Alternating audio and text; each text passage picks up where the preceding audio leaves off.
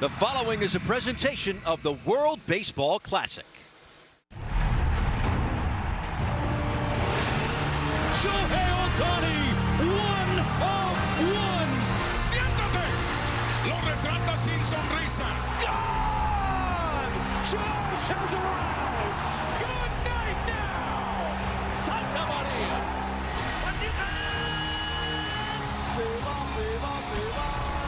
High and deep and gone. World Baseball Classic. You get it all. For more than 150 years, baseball has been a cherished profession, and one generation after another has watched their uniformed heroes perform the impossible on emerald-hued diamonds. But every few years, the game has a different feel, as if it were cut from a whole new cloth. Pennants are replaced with flags as arenas and far-flung destinations are blanketed in multinational pride. Rivals become teammates, and teammates become rivals. Jones still on the move, running out of room, and he makes it! Santa Maria! Ohtani ka, Trout ka.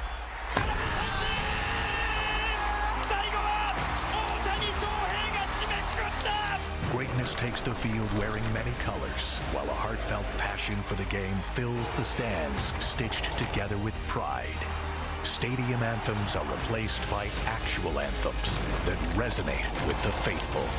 Because those stepping to the plate share your banner, your history, your heritage. And there's nothing like rooting for one's true home team. This month, we are gifted a rare and beautiful opportunity, a chance to remember what a thrill it is to play, to cheer, to lay it all on the line for a flag. They did it! They win it! Down goes the Dominican! Nelson Cruz will hit to left, and it's gone! Yu-Chang has done it again! 20 teams, 5 continents, 4 venues, 1 pastime. Welcome to the 2026 World Baseball Classic.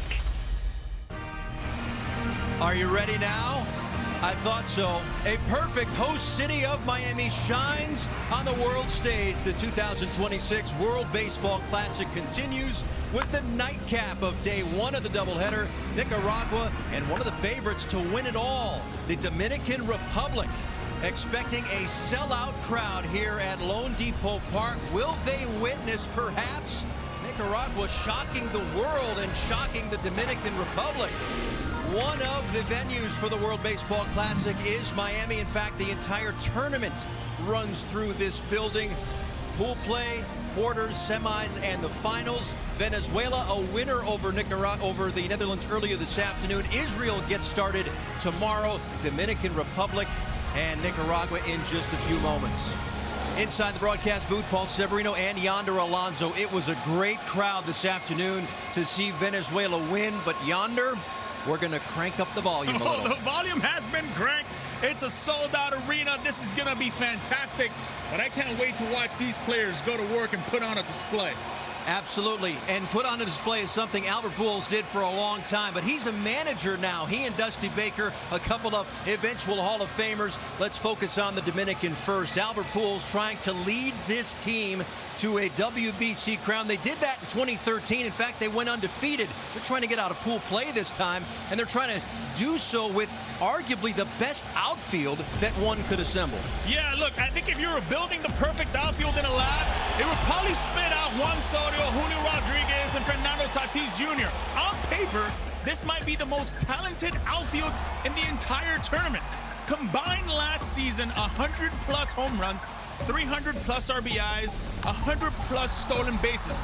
This trio covers every tool: elite plate discipline, explosive athleticism, power and defense. Oh, Paul, and by the way, a lot of flair. They can do it all, from the on-base percentage machine, the 30-30 threat that Julio possesses, and obviously the Tatis Golden Glove defense in right field. Nearly 1,000 Dominican-born players have reached the major leagues, and many have made an impact. You see the Cy Youngs down at the bottom, just 3. Sandy Alcantara He's got one, 2022. He's going to pitch fourth for the Dominican Republic in this tournament. That's coming up against Venezuela. Other side for Nicaragua, Dusty Baker is back. He's done it all in this game, but to manage means so much to him to help grow the game and give back to the game as well. He's won a World Series, and now he tries to get Nicaragua in the win column in the WBC for the first time. They were here in 2023. They went winless, meaning that they had to qualify for the tournament, and did they ever, going unbeaten in Taipei to earn the bid and to get into this very, very tough pool. And they will do so, Yonder,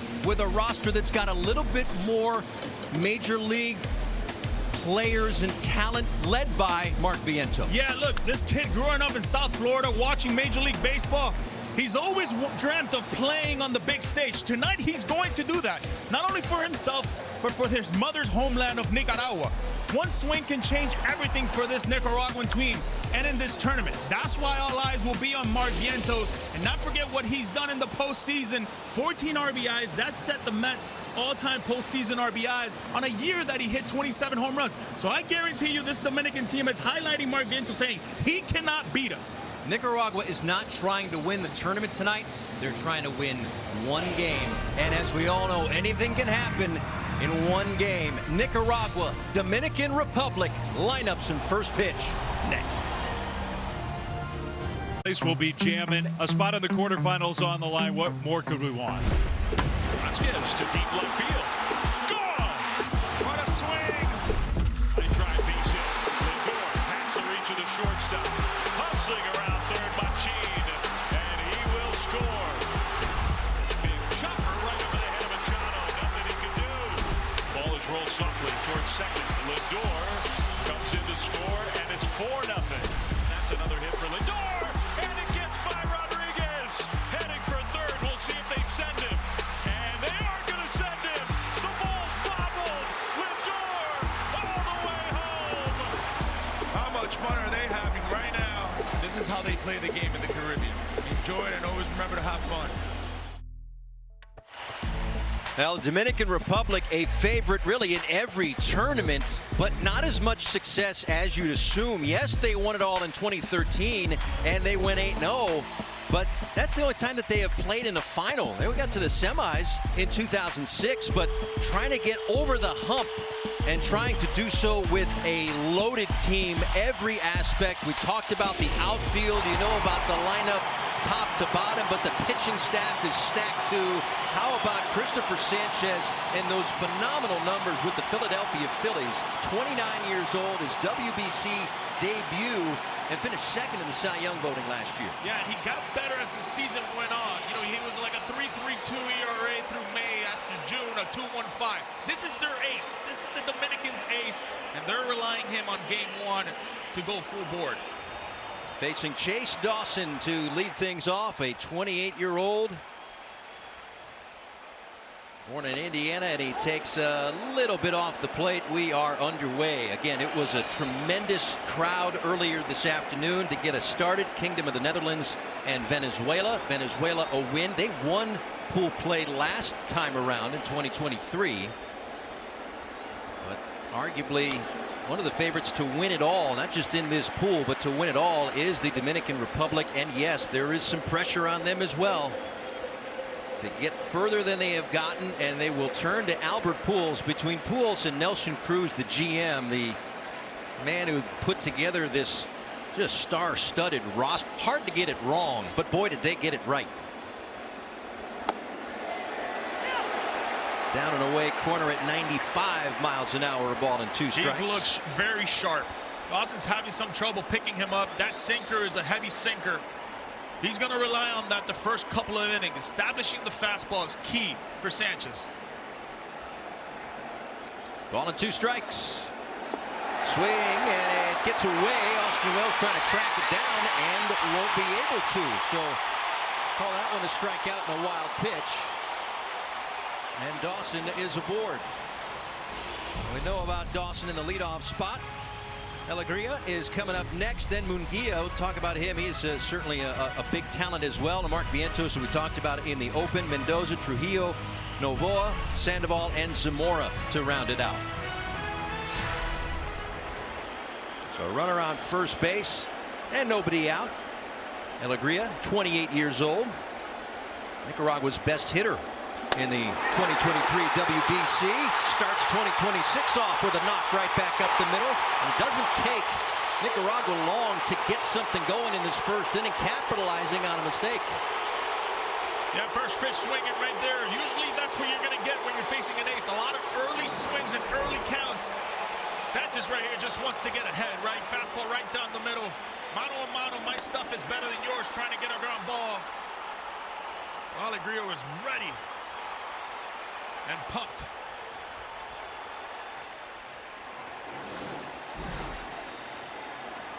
So an early jam here for Sanchez. Ismael Munguia, left-handed hitter, 27 years old, in the Toronto Blue Jays system at the AAA level. Cut and fouls it back 0-1. One thing I'm seeing from Sanchez now, it doesn't matter necessarily who's on in that plate hitting. Still got to make his pitches, still has to command the fastball. An all-star in 2024.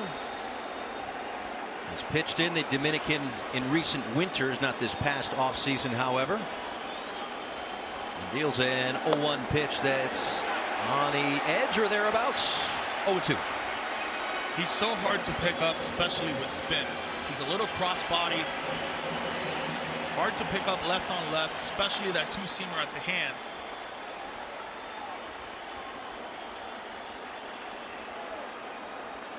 An 0-2 from the southpaw. Bounced foul toward the Nicaragua dugout. And that's what Ismael Munguia is going to do, right? He doesn't strike out like an 8% rate. He's very patient. One thing he's done in AAA and parts of the winter ball is he puts the ball in play.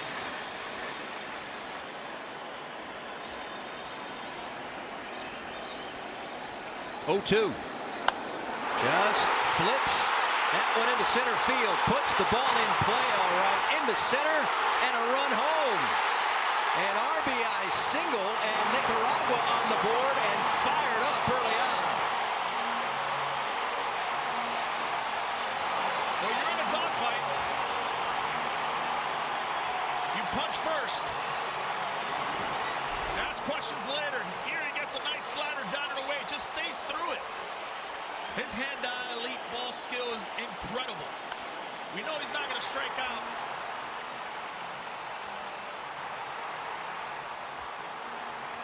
There we go. You know, it's interesting. We talked to Dusty Baker before the game and talked about his career path as a manager. He said, I'm one of the great planners. I plan A, plan B, plan C. And I said, yeah, everybody's got a plan until they get punched in the mouth. First inning, they're the ones doing the punching. And here is Mark Vientos, who we talked about in our open. 17 home runs with the Mets last year in his first WBC. 26 years old.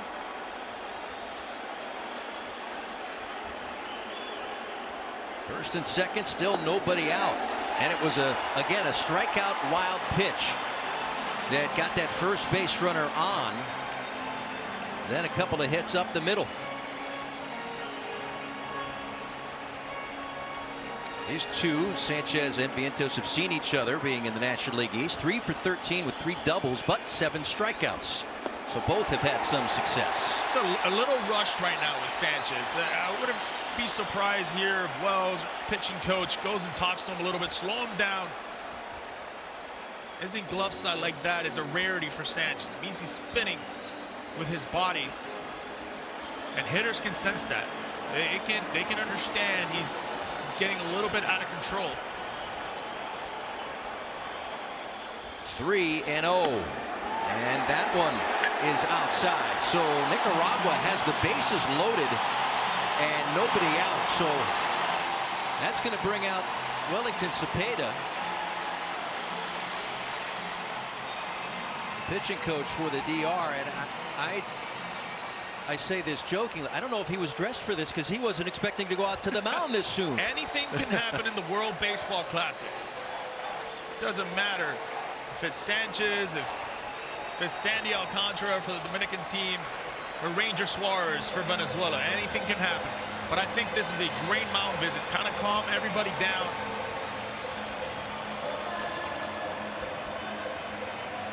We know this offense is going to score, Paul. So it's at some point, how do we manage the game at this moment in the first inning? I'll give up a run to get a double play. Right. A run home on the Munguia single to center field. It brings up Omar Mendoza, DH for Nicaragua. They're loaded, still nobody out. And in there for a called strike at 96 miles an hour. The 28-year-old Mendoza in his first WBC.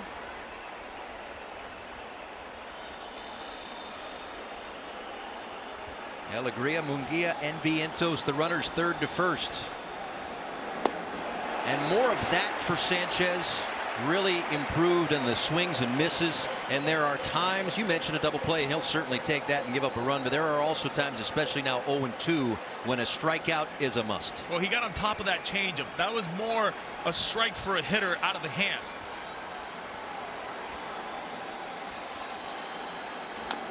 Just like that one right there. Once you turn it over, but once you get on top of it, it's a lot harder to kind of see if it's going to be a strike or a ball. When he just spins it, it's pretty much a ball out of the hand. Those have been pretty good ones right there.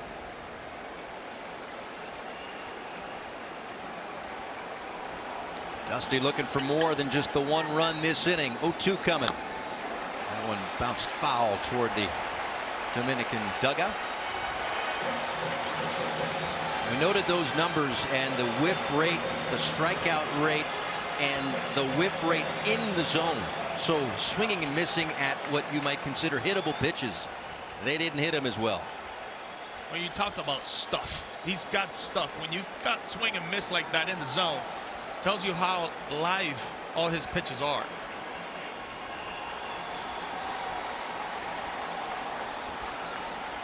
And again an 0-2.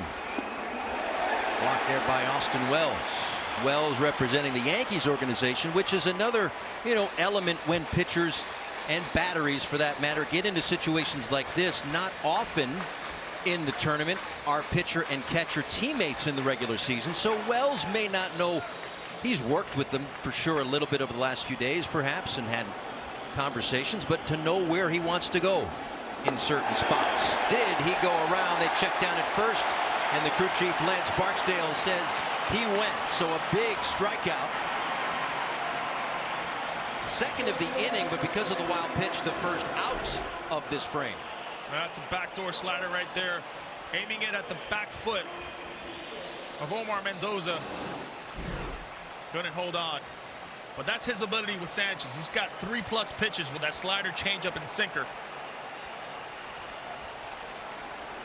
Now Emmanuel Trujillo takes one inside. So there are, of course, two strengths that we've talked about here with Sanchez: the strikeout and the swing and miss up, but also known for that ground ball. So now with the bases loaded, double play in order, he could use one of those to get out of this. Nicaragua, though, looking for a little bit more. Got to be careful with Trujillo, though. He's got a lot of power. And some would say, yeah, with power, there's some swing and miss, which there is, but there's also that soft contact component to it. You're Sanchez, though. You still got to make quality pitches.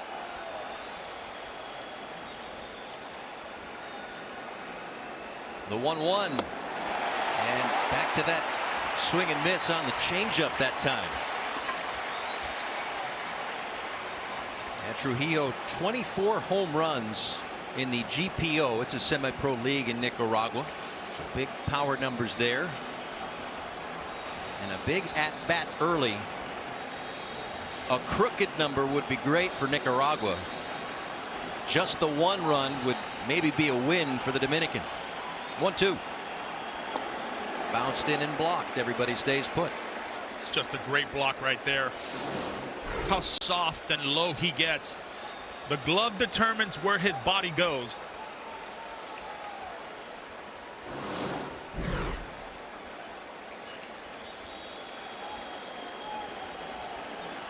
th pitch of the inning for Christopher Sanchez. 2 balls and 2 strikes.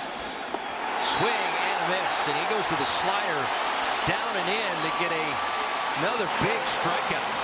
And that's what he's going to with 2 strikes. He did it to Mendoza. He's doing it now to Trujillo. He wanted a backdoor into that back foot slider. Doesn't quite get it there, but still gets that swing and miss. We talked about it, Paul. A guy with power like that, you can't have some swing and miss stuff. Now, Melvin Novoa, his second WBC, has been a part of 3 qualifying team rosters.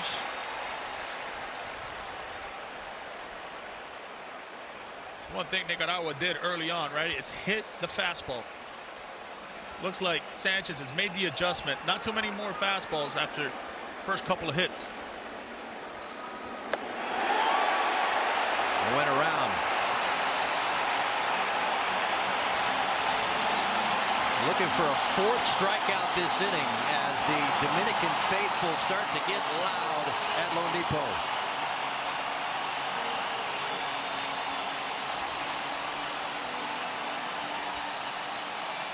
See if he goes for the 3rd time. That back foot slider.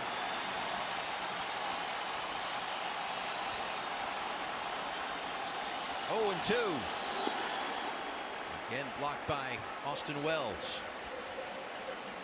Oh, he's put on a display back there early on in this game, blocking balls.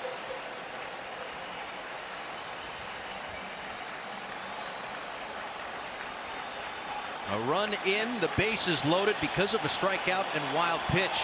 3 strikeouts already for Sanchez, who deals the 1-2. And he strikes him out. 4 Ks in the inning.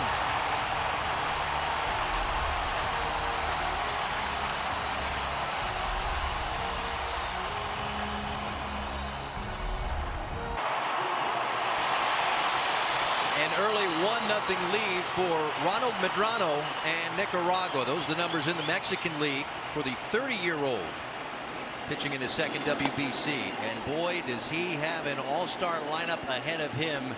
Fernando Tatis Jr. will lead things off. Of course, a member of the San Diego Padres, 27 years old, his first World Baseball Classic. Those are the numbers last year in San Diego. Lines 1 to left, down for a base hit. And a leadoff base runner for the DR as well. There figures to be some traffic as the night rolls along here for the Dominican Republic, because just about everybody in Albert Pujols' lineup can get on base and do damage. Ketel Marte is next, then Juan Soto. Few get on base better than him. Vlad Guerrero Jr., Manny Machado, Junior Caminero, Rodriguez, Wells, and Perdomo.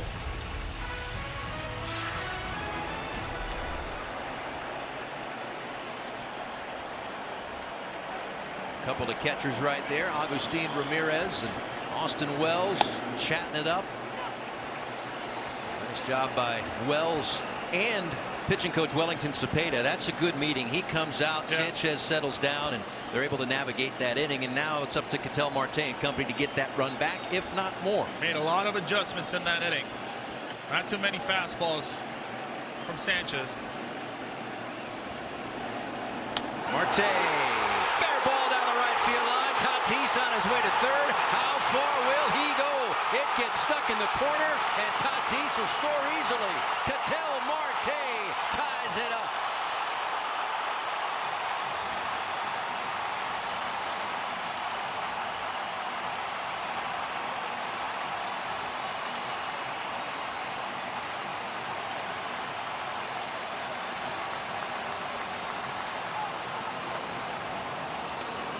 That's electric in Miami.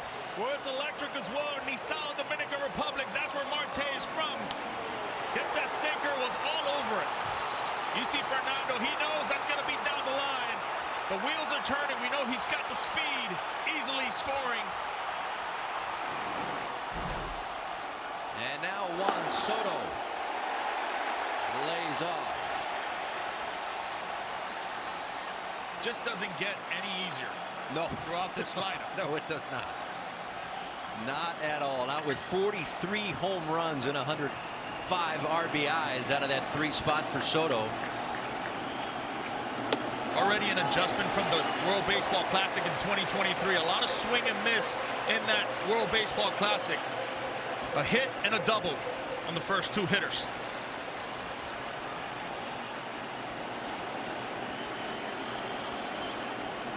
Marte at second, 2 balls and no strikes to Soto. And he takes a strike at the top of the zone. Soto, of course, 27 years old. His second World Baseball Classic, had a couple of home runs, 3 doubles, 6 runs scored in the 2023 iteration of this tournament.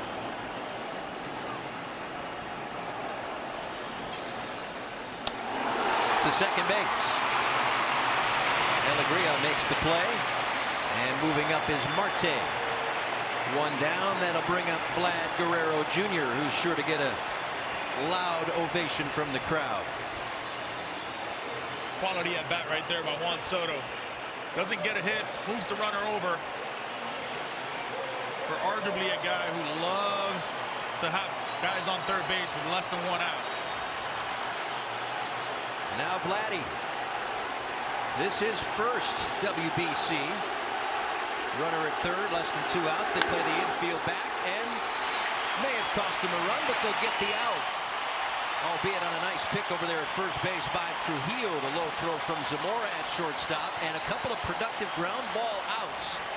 Plate a run for the Dominican. It's 2-1.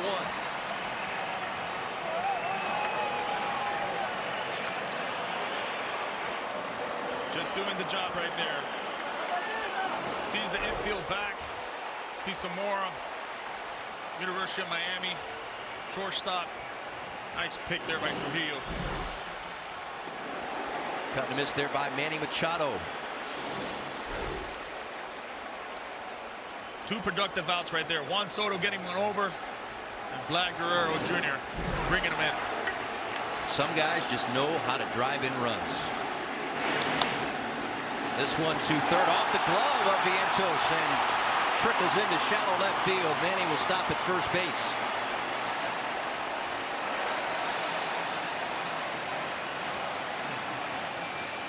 Top spinner right there by Machado.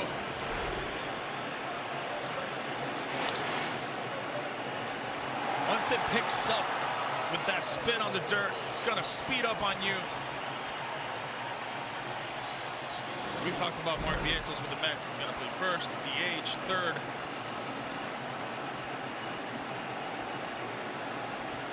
There is Junior Caminero, and Vientos will get another crack at it at third. Throws across his body. Nice play defensively there by Vientos. Dominican gets a couple runs, 2-1.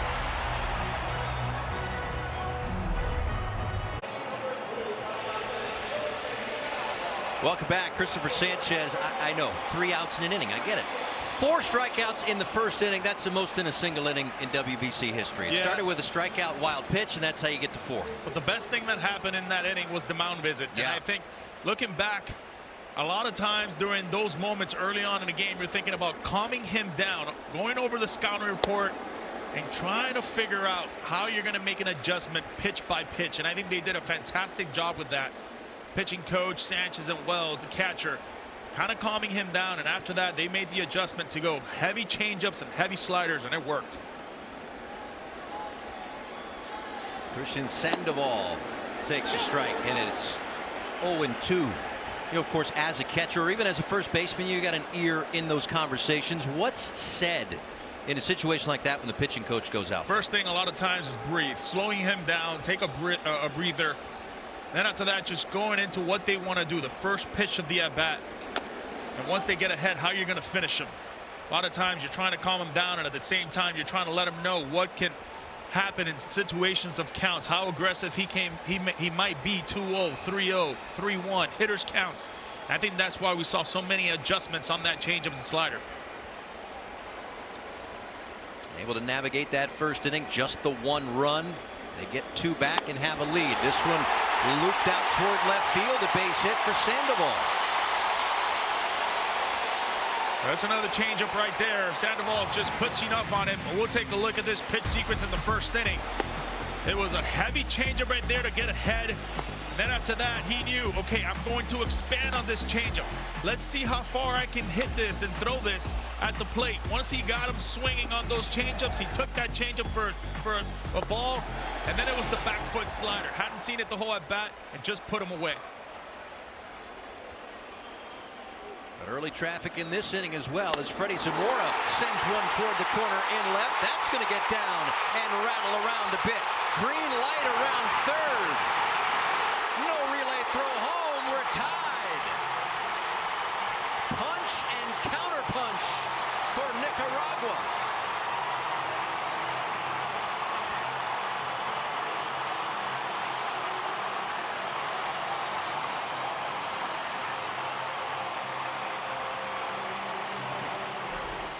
We talked about Zamora, takes a fastball, top of the zone right there.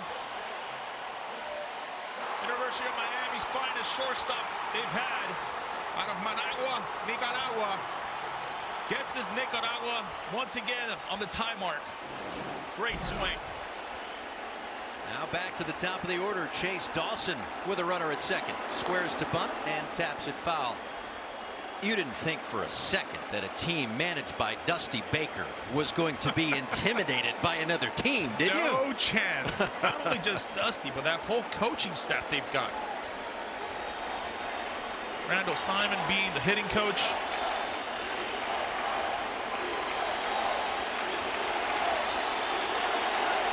Corners are up defensively for the Dominican. Dawson squares again and bunted and missed that one. So 0-2. That's a little bit of the Dusty Baker in him, right? Get that guy over, your 9-hole hitter. You got your lead off. You got to put guys in motion here. Got to be the aggressor. It's a very talented and very experienced coaching staff under Dusty Baker. Slap through the left side, a base hit. Holding at third, although a bobble in left field. Now here comes the green light, and here comes another run. Soto bobbled in and left, and Zamora, who stopped. Then Gary Pettis changed his mind, and they've got a 3-2 lead.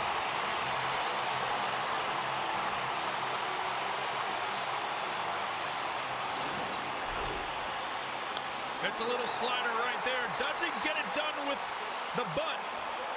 You see the bobble there by Soto. Great call by Pettis, the third base coach. He saw it all the way. Zamora was not able to see that play, the bobble. Gary Pettis has seen it all, a lot of years as a coach and a third base coach.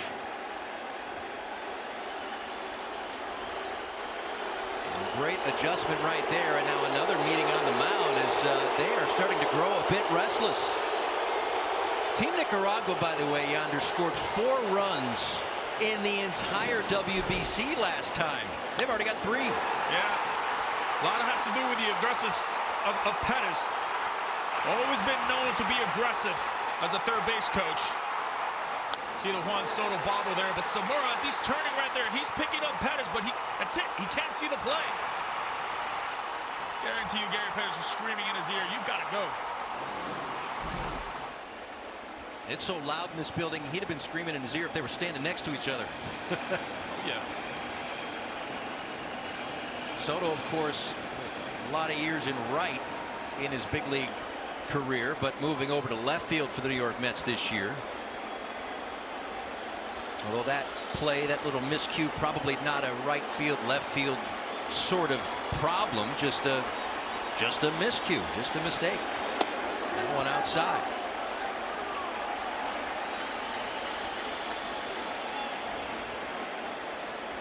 So the leadoff man on in both innings for Nicaragua has come in to score in both innings, and they are back in front 3-2.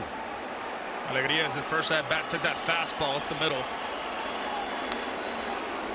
Had himself once again in a hitter's count, and Sanchez goes to that backdoor slider. 10 batters so far, and 7 have reached base.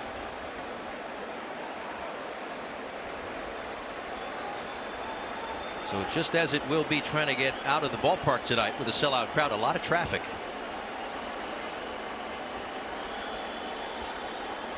A 2-1 from Sanchez will wait after a check on Dawson at first base.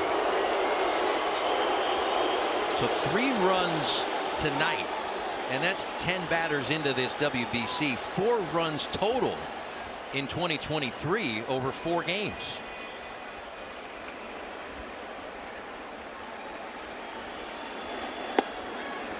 you look at this team from Nicaragua compared to 2023, a lot more talent. Upper level guys, big league guys, sluggers who have done it in the big leagues. They've got some arms as well in the bullpen. They've got some arms in the starting rotation. So much better team than what they've brought in the past. 2-2 from Sanchez, who has already given up 5 hits in, we'll call it the first 2 innings, even though he hasn't completed 2 innings yet. But he's never given up 5 runs in 2 innings in a start in the big leagues.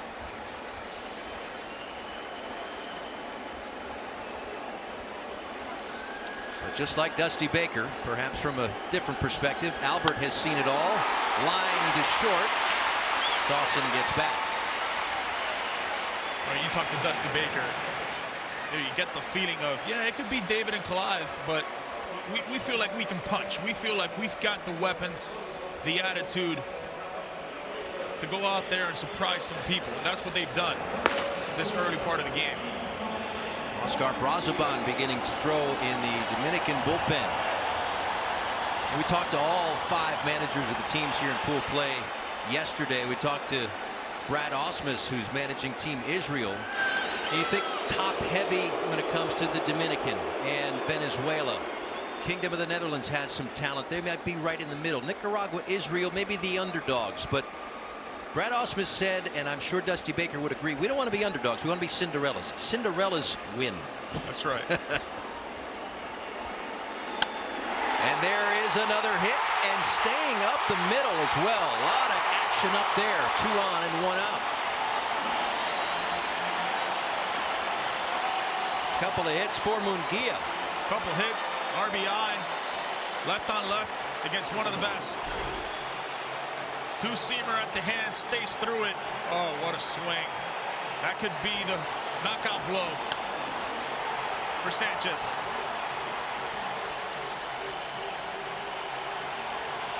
A pitching change for the Dominican Republic. And it doesn't have a whole lot to do with the pitch restrictions. Back in a moment.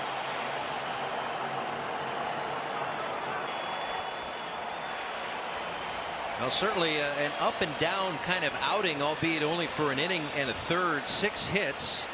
That would be the down. The up was the 4 strikeouts, all in that first inning. First time we've seen that in the WBC. But Oscar Brazoban will take over out of the Dominican bullpen. Pitching for the New York Mets now, but used to call this his home ballpark as a member of the Marlins. Signed a minor league deal with them in 2022. Made his debut later that summer. Loves to throw the sinker. He's got a slider, cutter, but his go-to pitch is the changeup. Against lefties and against righties, it doesn't matter the count. It's his primary pitch. 36 years old, his WBC debut, and facing his Mets teammate Mark Vientos here. Mets use him a ton. 63 innings pitched. Doesn't walk a lot of guys, and a .227 opponent average, so doesn't get that much hard contact. Vientos knows all of Brazoban. Swings over the top of that changeup, picks up the strikeout.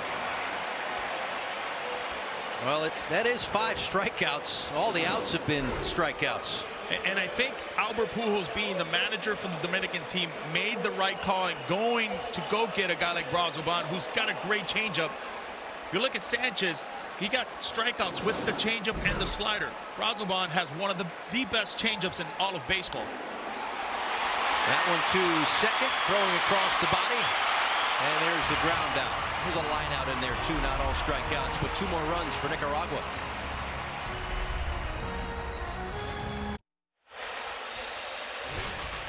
Welcome back. Great defensive first inning for Austin Wells. Yeah, you tell me a good catcher, you tell me how quiet he is back there. He certainly did that in the first inning, blocking those baseballs, calling a great adjustment after that mound visit, going to the changeup, going to the slider, and letting his pitcher know, you got to trust me back there.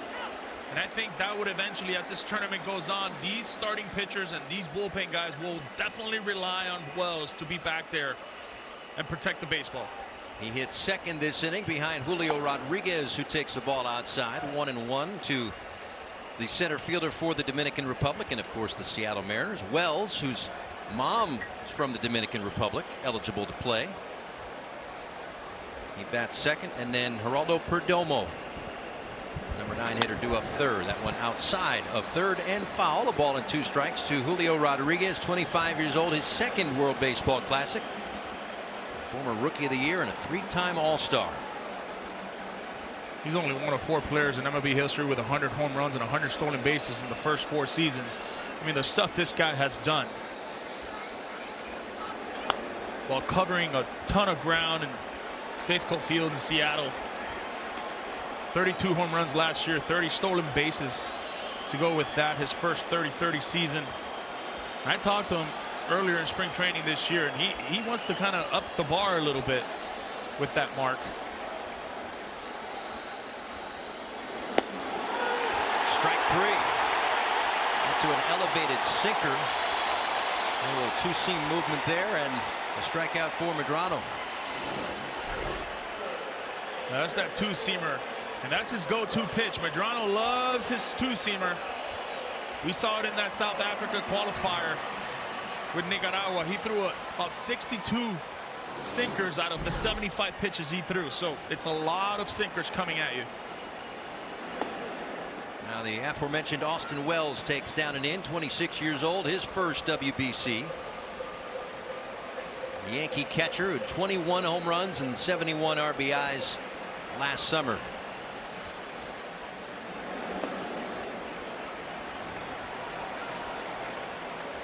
And he might be, again, looking at the Dominican lineup. We just had Julio Rodriguez there and didn't have time to say it in that at bat. But it's like Julio hitting 7th. My goodness. Austin Wells may be one of those bottom of the order type of guys. Maybe because the Yankee lineup is so loaded too. But you think of a lineup and a roster that the Dominican has.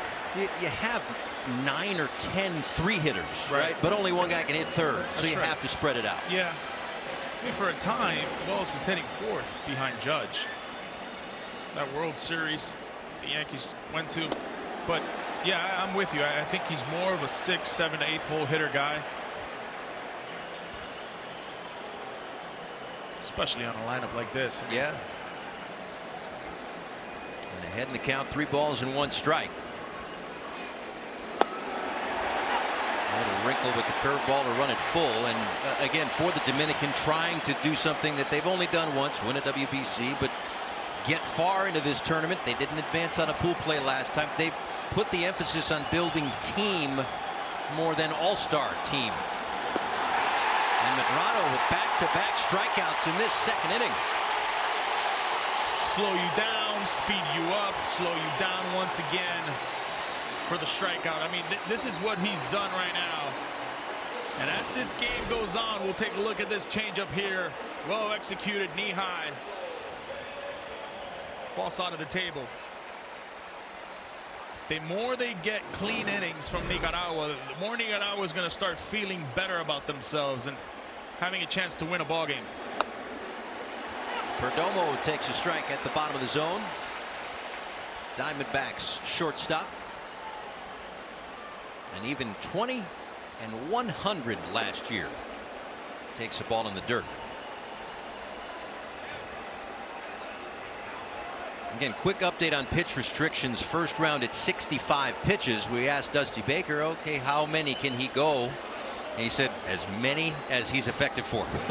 And he's been effective. Did give up a couple of runs in that first inning, but with a team like this, 2 is, you can survive 2. Yeah. A very thin bullpen for Nicaragua.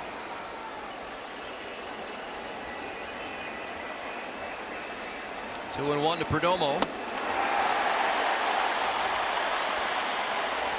It just seems like everything moves. Everything's moving.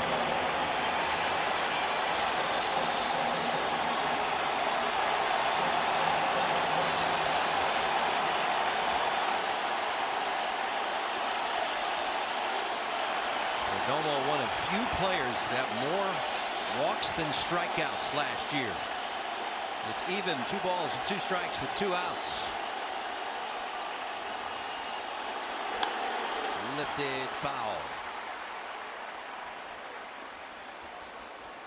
Perdomo calls himself the frogman. He said in an interview after he won a game that my blood is like a frog, cold-blooded. I love it. So, does not lack confidence. Just in off the plate.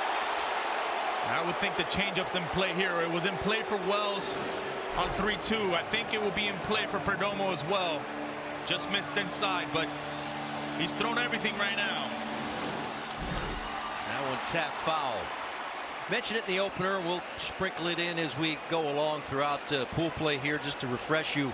When it comes to major league rules, using the bigger bases, using the pitcher challenges, the pitch clock as well, but not the automated ball strike system that's being implemented in Major League Baseball this summer. I mentioned that off the close pitch a moment ago. 3-2. Just a little bit low, and a good eye for Perdomo to keep the inning alive. Flip the lineup card over for Fernando Tatis Jr.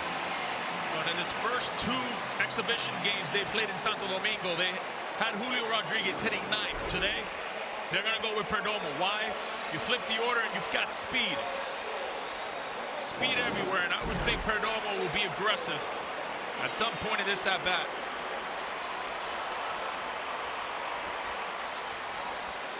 Tatis, a single and a run scored his first time as they check on Perdomo at first base.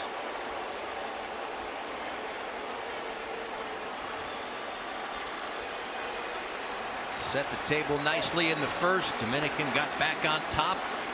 Nicaragua a couple of runs in the top of this inning to retake the lead. Tatis with a scorching single in his first at bat. Two-seamer in on the hands.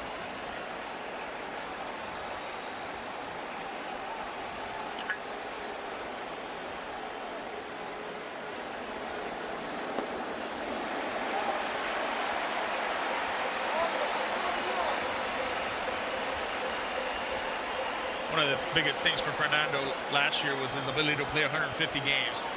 The goal was that, to play every day. I think this year, having 150 games underneath him, now he can go and kind of be the Fernando Tatis we've seen. The power, the great elite defense he brings to right field.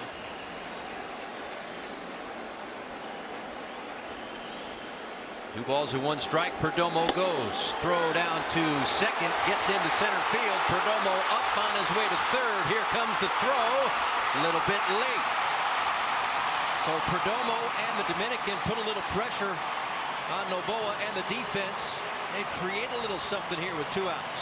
It was a matter of time, Paul. You have to use the wheels when you have them there. Huge lead, huge jump. I love once he goes head first, his head pops right up to understand where that ball's at, taking on that extra base.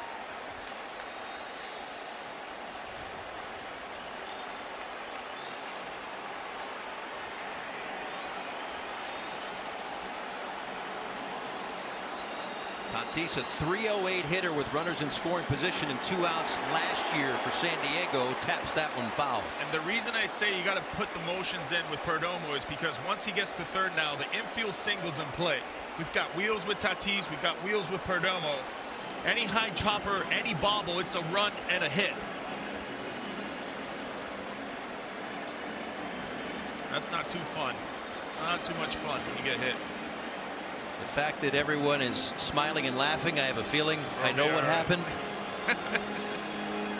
Never been a catcher, but I understand. You don't want to be a catcher, huh? No, no. You know what? I don't think you want me to be a catcher. No, I'm good.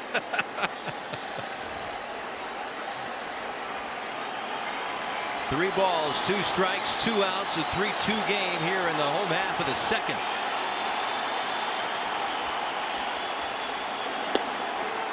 A little bit high. And after back-to-back strikeouts to start the inning, back-to-back walks to keep the line moving.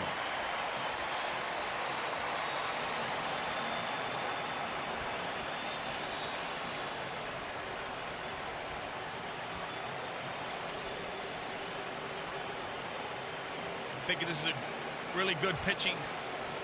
Kind of breathe and take it all in. It's 2 outs. You're 1 pitch away from getting out of the inning. Marte really handled that two-seamer at the top of the zone early on, jumping on that first pitch for a double. The problem is you have, again, first base open, right? There's a big hole at first base because of the runner on first base. So got to be very careful how you pitch to Marte here. You saw pitching coach Lenin Pacoda come out through a no-hitter for Nicaragua back in the day. 22 seasons around the globe in a pro career, which is all to say Dusty Baker put in a lot of thought as to who he wanted to surround himself with to help Nicaragua win a game and then some in the World Baseball Classic. Here is Ketel Marte, an RBI double his first time up. And I think that would be the approach by Medrano. Everything down and away. Everything's got to fade away from his barrel.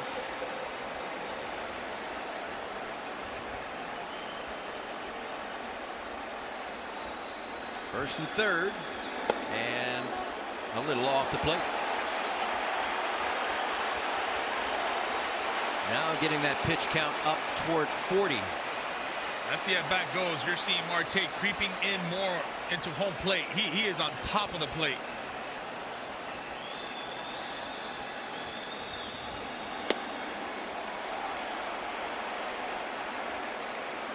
Very good pitch right there.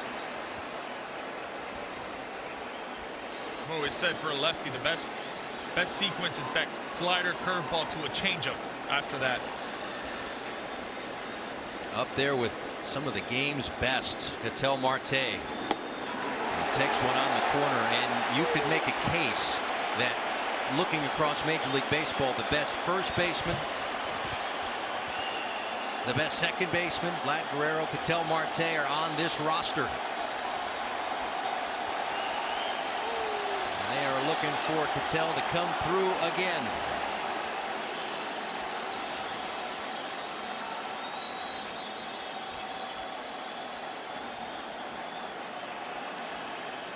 First to check on Tatis.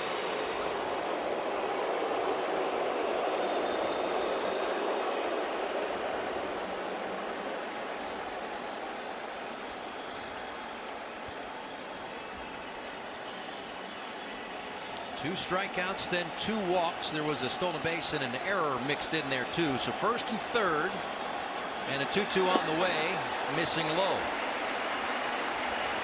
So that will release Tatis from first base with a full count and 2 outs.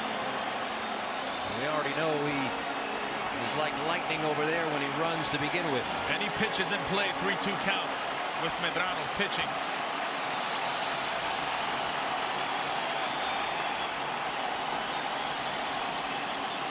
Here it comes, and we'll do it again. And now, after getting the first 2 outs of this inning, beyond that, Medrano has thrown 20 more pitches. So give credit to the Dominican Republic boosting that pitch count. As you mentioned before, maybe that bullpen a little thin for Nicaragua, so the quicker you can get into it, the better if you're the Dominican squad.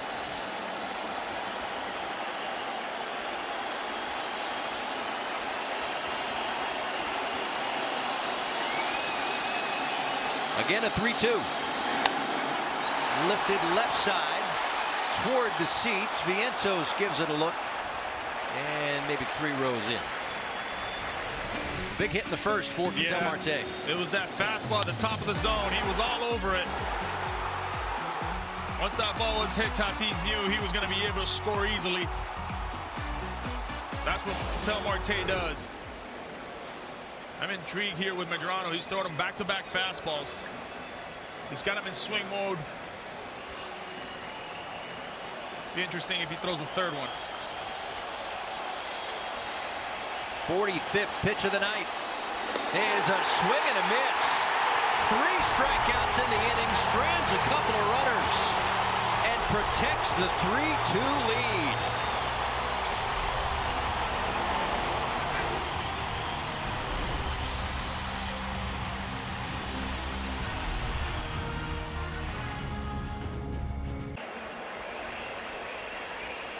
We head to the top of the third inning. Huáscar Brazoban, who got the last 2 outs of the second, is back out there to work in a first pitch strike to Trujillo, then Novoa and Sandoval, as Nicaragua has a 3-2 lead early on. Paul Severino, Yonder Alonso, rest of our tremendous crew here in Miami. Day 1 of pool play. Broken bat roller to Machado, and Manny makes the play, 1 down.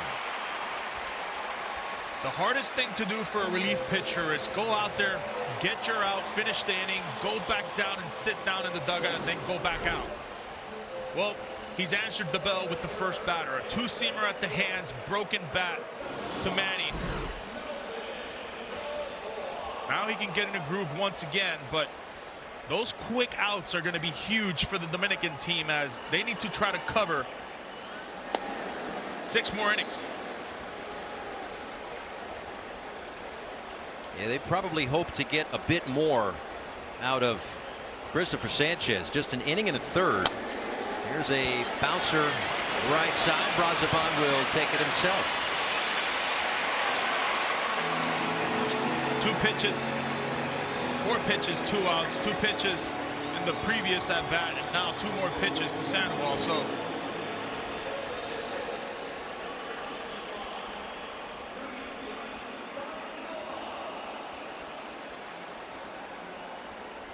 soft contact both times as Albert Pujols looks on. Here is Sandoval, single and a run scored his first time up.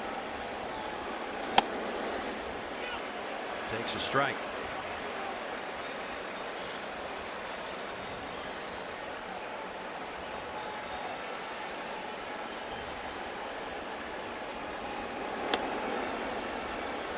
Talked about the pitch restrictions, but also looking at schedules too. The Dominican can basically empty the bucket tonight. They're off tomorrow. Correct. So they have that time to rest and recoup.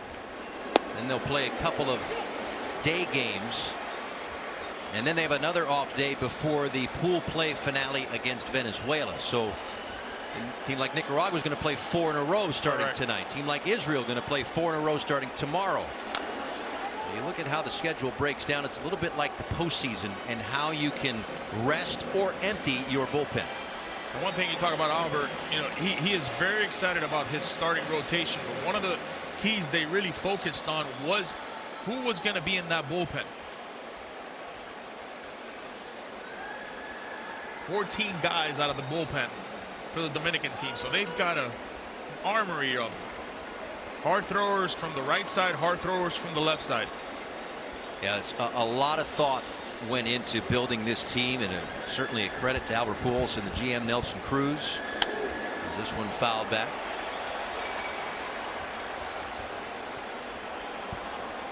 And when they built this roster, it was obviously the starting pitching was the first thing they talked about. The second thing they talked about was the bullpen.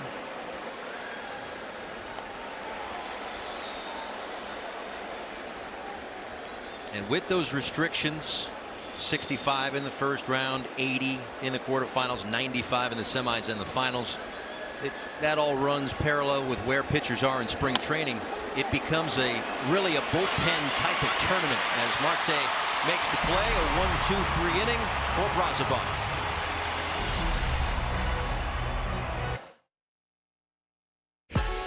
Well, let's take a look at Ronald Medrano, how he's fared. 6 outs. Fastball has been the key early on, and then he's gone to work with the changeup. He's thrown it in all counts. He's finished guys late in the at-bat 3-2. You take a look here with all the outs he's had. The changeup has been the key. Coming in, we thought he was going to throw a lot more sinkers, Paul. It's been sinkers, it's been slider usage, and it's been changeups. Even when in hitters' counts you expect the sinker, the changeup has been his key. Threw a lot of pitches in that second inning, 33 to get that pitch count now at 46 after ball 1 to Juan Soto. 3 strikeouts in an inning, done in 2023 WBC. But with that and the walks, no contact, no balls in play in that second inning.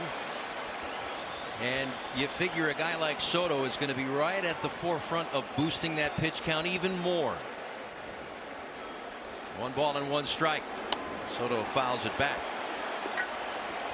Ground out to second, his first time up.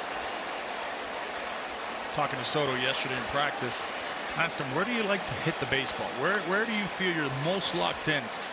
Always tries to play catch with left center. That's his go-to. If he's hitting the ball to left center, if he's staying behind the baseball left center, then he's able to pull the ball in the air for more consistency. It feels like every player has that. When they're not going right, when you see a ball go, in that case, to left center field, they okay, he's going to come back around.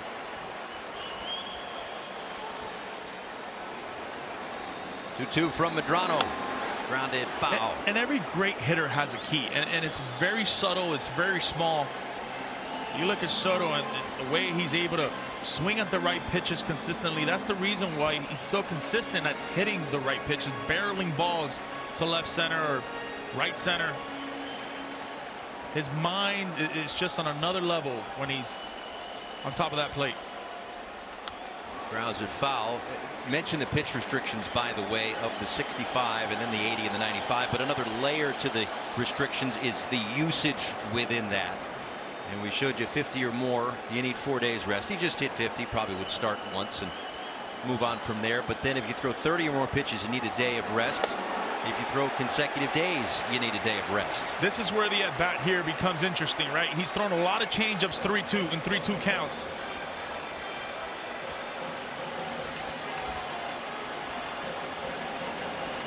The payoff pitch to Soto. Now towards center, down for a base hit. In front of Munguia, the leadoff man is aboard for the Dominican Republic.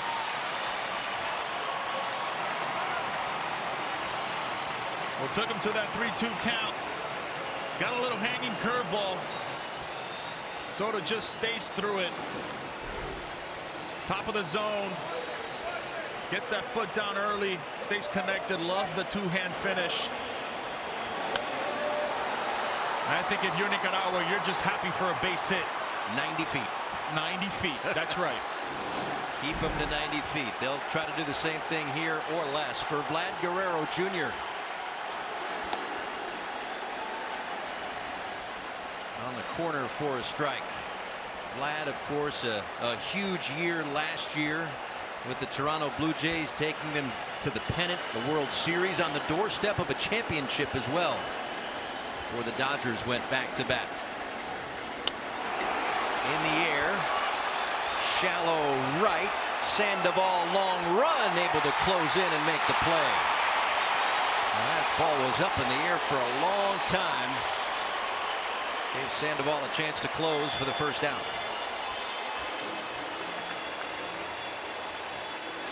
Yeah, he got away with that right there, but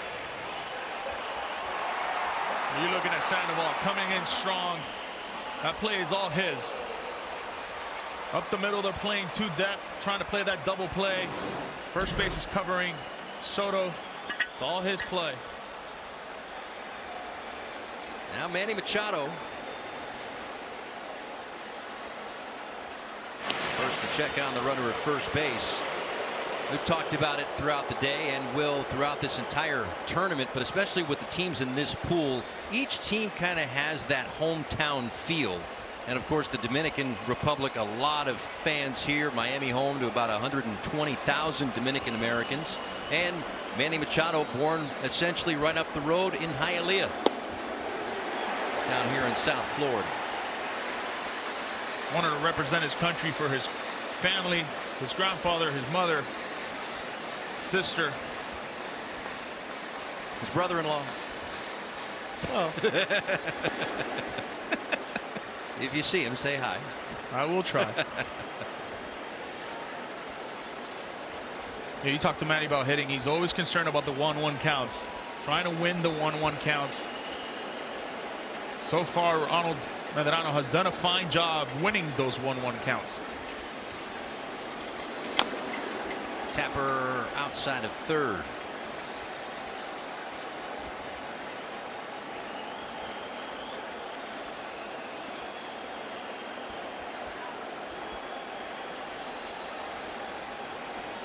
So now all pools are underway, including in Houston, where Team USA is playing. And Aaron Judge, shocking, has homered in the first inning for Team USA. Team USA and this Dominican team, Team Japan, who had a early termination win earlier today. Those probably the, on paper, 3 favorites of this tournament. But the Dominican down a run in their opener here in the last of the third. Machado loops it to left, sinking, and a diving play by Dawson in left. And he takes a big risk. If that gets down, it's a track meet. Instead, he makes a terrific defensive play. Yeah, just a hanging slider a little bit off the end of the bat. Dawson's playing extremely back. And a really good play right there, diving head first. Getting up quickly so Soto doesn't advance. 2 away for Junior Caminero.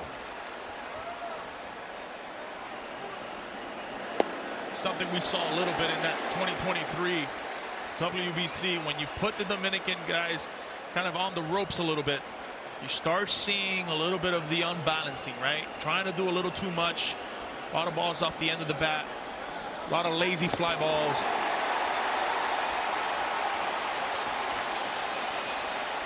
And that's one thing they try to adjust, right? Is hand it over. If it's not that person hitting, it's handed over to the guy behind you. Right now, a guy with 45 home runs last year, Junior Caminero, will wait a little longer on an 0-2 pitch as they check on Soto.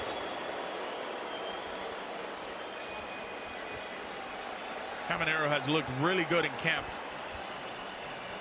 Went 6 for 6 in the exhibition games, both exhibition games.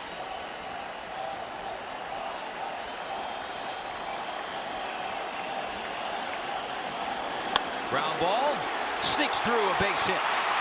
Soto will stop at second base. Now, I'm glad he got that base hit because he hit twice with 2 outs. It's hard to get into it, but he's one of those guys that doesn't get maybe enough credit on this team. Oh, I'll tell you what, the clubhouse is booming with Caminero and the fans that he's created with his teammates. They love everything about this guy. They think he's going to be extremely special. 40+ home runs. We're going to see that for a long time. One of the quickest bat speeds in all of baseball. When you have bat to ball skill with high exit velo, that's usually what you get, those ground balls that just get through. But 45 home runs, second most in baseball history by a player in their age 21 season or younger. Only Eddie Matthews, who had 47 in 1953, was better. What a year it was.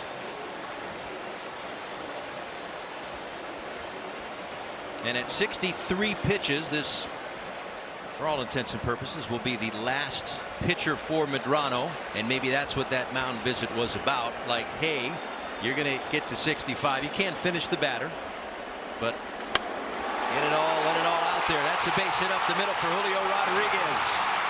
Throw goes to third, in there safely. Caminero. Soto scores in front of him, and it's a 3-3 game.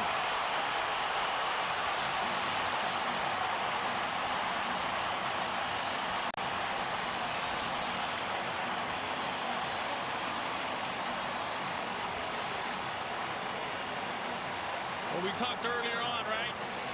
The 3 guys in the outfield with Soto, Tatis, the guy we talked about as well, Julio Rodriguez. Little hanging cutter, hanging slider, doesn't try to do too much. Stays through it.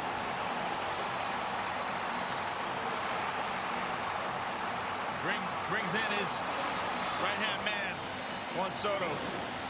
And a pitching change for Nicaragua.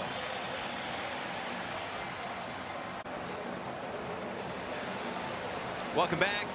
WBC debut for Danilo Bermudez. Crafty lefty. Will throw this kitchen sink at you. Deceptive. Not a hard thrower. Relies on contact. He's up for a big opportunity here with men on first and third. And facing the lefty Austin Wells, and already a pitch clock violation, it looks like. Unless they deem it to be a pitch-com issue, we'll see. See what they discuss. Home plate umpire Paul Clemens, by the way. We give the umpires a little love. Lance Barksdale, the crew chief over at first base. Sergei Makochuchev of France over at second. Marek Vakar from Czechia over at third base. So again, that global umpiring crew as well in this global event. And at the end of the day, they're going to say it was in fact a pitch-com issue, no pitch clock violation. Had that been the case, a little refresher. If the pitch clock violation's on the pitcher, it's a ball. If it's on the batter, it's a strike. But no penalty here, and a 0-0 count to Austin Wells. Struck out his first time. Grounded, flying foul.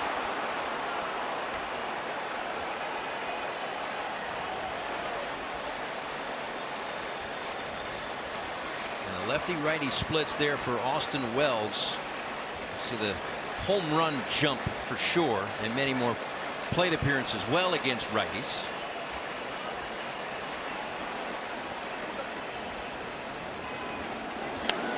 But certainly one of those situations, Yonder, that Dusty Baker planned for. Oh yeah, absolutely. And he talked about that in our meeting, how he was going to match up the lefties with the Dominican lefties they have in this lineup. First and third, 2 outs, and 0-2 count on Wells. Lines another one foul. We're looking at Wells right now. He's a little behind and tardy on the fastball, but he knows the velocity is not going to beat him. It's 87 to 88 miles an hour. Got to make sure he gets a strike. Excellent Winter League season for Bermudez, and now they've got the runner picked off. Julio Rodriguez is out, going to second base. So Dominican runs themselves out of the inning, trying to be aggressive, but they do tie things up on the Rodriguez RBI single. Back to square one, 3-3.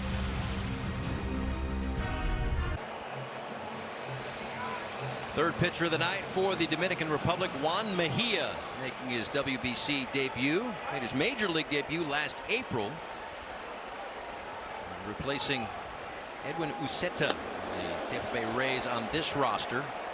But Mejia pitching for the Colorado Rockies, missing inside to Freddie Zamora. Yeah, two-pitch guy, fastballs, four-seamers for the most part, and a slider.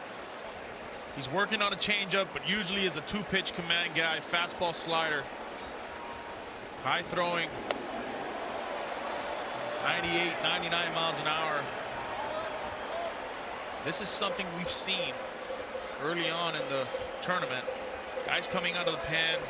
You just wonder who's the guy that's going to be the wildest. That's fouled on the left field line. Yeah, of course, you get all sorts of emotions to get added to the roster in this situation, but then called upon early on, and so many expectations for the Dominican Republic.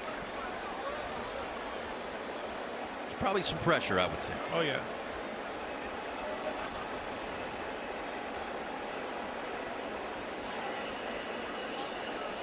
Two balls and one strike.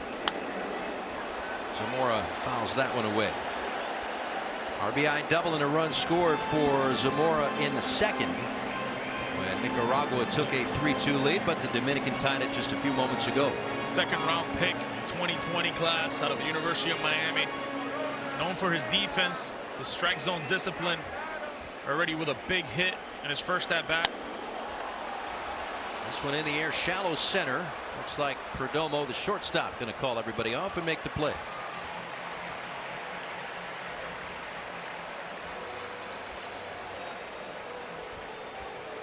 .61 innings for Mejia, 68 strikeouts, but he's known for an outing he had in Colorado where he had a save opportunity, hit a pop-up in the infield and collided with his teammate for the last out, first save.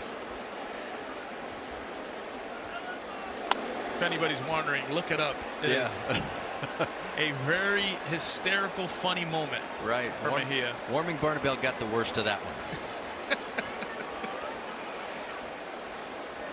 Here is Chase Dawson, leadoff hitter. He's reached base twice.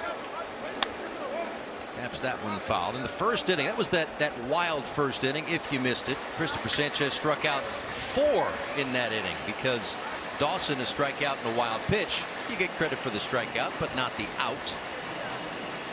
So that in essence extended the inning. He did come in to score in that frame. Singled in the second. I'm gonna go on a limb here and say Dawson has the quirkiest batting stance in the tournament. Okay. Of course, we haven't seen all the guys, but right on the dish. Hands are very low. Wide open. Wide open. And the foot is, maybe not the hip so much, but I wouldn't go as far as the Craig Counsell batting stance, but that one's.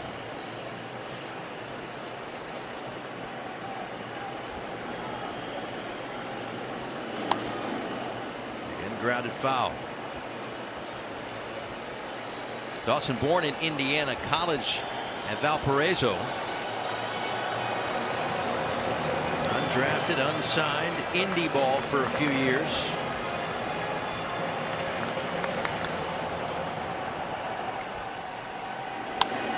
Floats this one to left field, and Soto is there.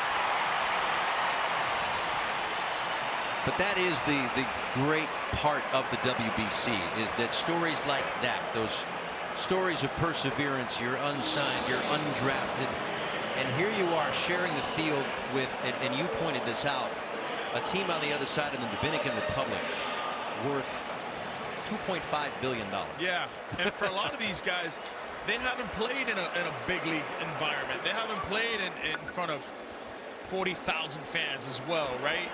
You can talk about who they're playing against, and the All-Stars, the MVPs, the Cy Young guys that are on that roster for Dominican, but the atmosphere, the environment, you're playing postseason-like games, and for a lot of these guys, this is the first time that they step foot in a stadium where it has a 4th decking on it, where it's got brighter lights. Special opportunity. 1-1 to Alegria. That one fouled back just below our broadcast booth.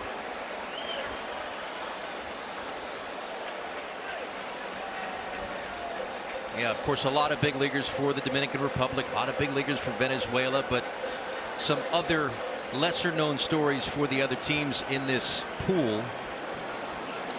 And you talk to those managers and coaching staffs, and that's what they say, is that it's a great experience, that you don't know what a player will be made of until, and Dusty said this exact thing, until they get that opportunity. That's right.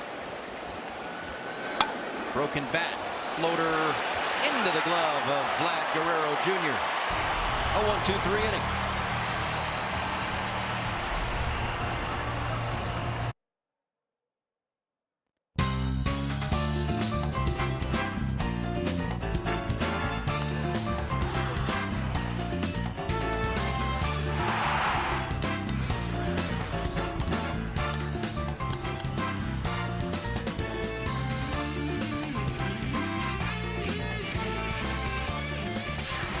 Welcome back. First day of pool play here in Miami.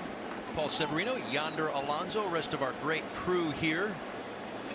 An amazing crowd this afternoon for Venezuela's win.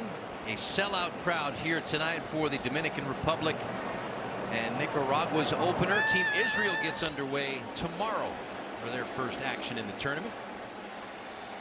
They've got a better roster too. Yes. Just like Nicaragua, just like the Netherlands.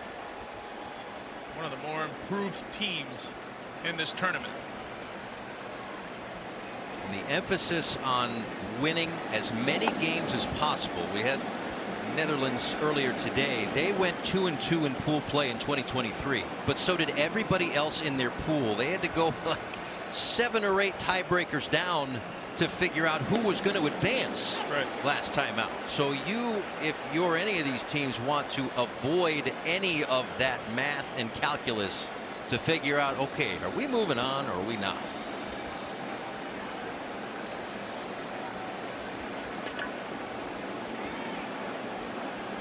Bermudez got the caught stealing of Julio Rodriguez to end the last inning, so he's back to work. One thing I'll say about Nicaragua, the more this game goes on and you're giving this Nicaragua life, still tie ball game, and you're not putting pressure on this team, they're going to get more confident, they're going to get more aggressive, and Dusty will start unleashing his best weapons out of that bullpen. And for Nicaragua, they are back at it. A quick turnaround for them. They've got the Netherlands at noon tomorrow. DR's got the day off. Israel, Venezuela tomorrow night. And you see this the first, and then 3 other days of double headers before single games on the 10th. And then the one that we've all kind of circled. We're excited for all of it, but the game that we've all circled, Dominican Republic, Venezuela.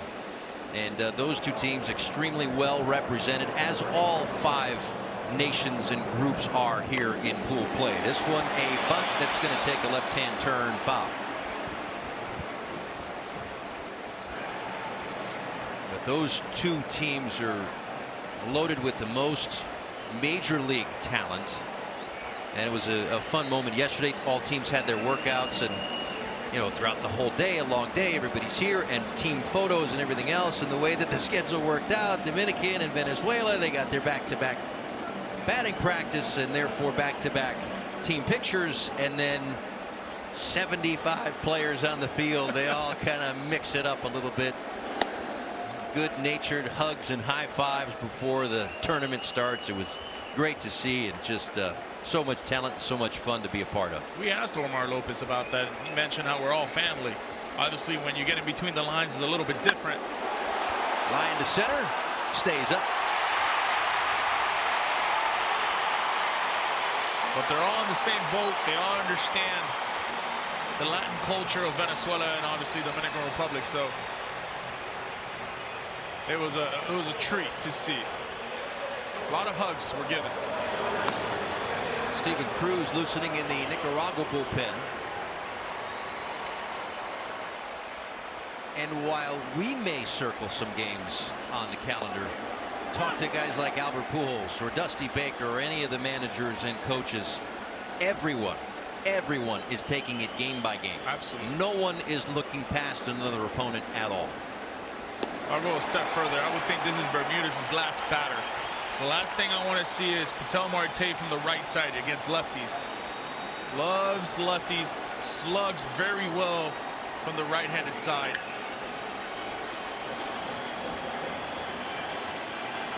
Tatis, a single and a run scored in the first, a walk in the second. Leadoff man for the Dominican Republic. 0-2. Ground ball. Vientos. Nice play on the slide. Good throw. Good stretch. Good inning. 1, 2, 3. And we're tied at 3 in Miami.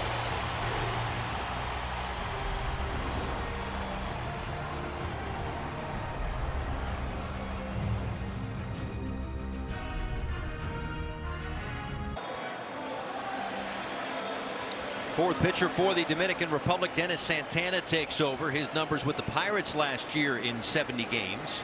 Picked up 16 saves. But a middle relief role here tonight as he gets Munguia to swing and miss. Yeah, 70 innings to a 2.18 ERA. He became the primary closer from Pittsburgh after David Bednar went to the Yankees.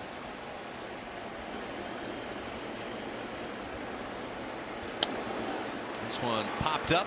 Foul territory. Machado has room. Speaking of Bednar, his teammate in the Bronx, Aaron Judge, the captain of Team USA, and just unloads. Quick start in the WBC for Aaron Judge. And a 2-1 USA lead against Brazil as they have begun pool play in Houston. Puerto Rico a 5-0 lead on Colombia. Chinese Taipei and Czechia a little bit later on, that in Tokyo. Oh, when he hits them, it sounds different. Yep. Vientos comes up empty.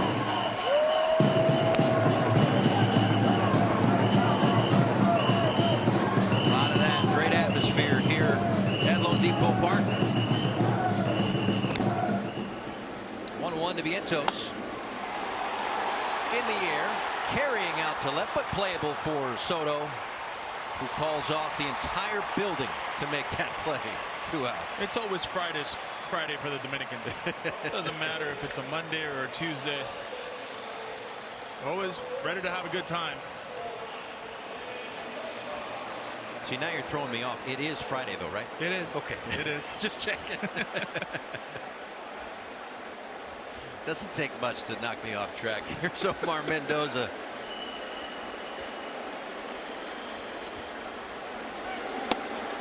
In there for a strike at 94 miles an hour. Strikeout and a ground out for Mendoza. DH for Nicaragua. And I know they've got a lot of guys in that bullpen, but man, this guy Santana, the stuff is electric.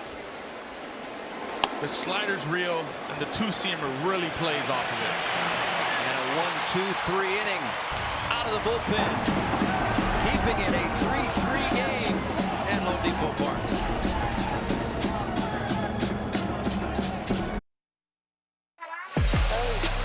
Welcome back. The WBC brings out so much emotion and pride, and we have seen that on display through the first half of this ball game here tonight. The opener for both Nicaragua and the Dominican Republic. And while the DR hopes this is the first step towards a WBC championship for Nicaragua, they are trying to shock the world with this one, and they're in it. Right now 3-3. Steven Cruz takes over. First WBC for him, facing Ketel Marte, then Juan Soto and Vlad Guerrero here in the last of the 5th. And 2025 pitching high-end Double-A for the Milwaukee Brewers. Kind of a quirky delivery, hard to pick up. Broken bat roller towards short. And they get the out. And a nice job to not try to field that one. Yeah. Let Zamora, who's really good at shortstop. See, he was going to right there, but let him go. Understand he's got the shortstop behind him, who's known for that glove. You see it, you ask a manager or an infield coach, it happens way too much. Where the pitcher tries to do a little bit too much, knocks off the glove, and then what should be a sure out starts a big inning. Instead, they get the out and face Soto with nobody aboard. A ground out, and then a single and a run scored for Juan Soto.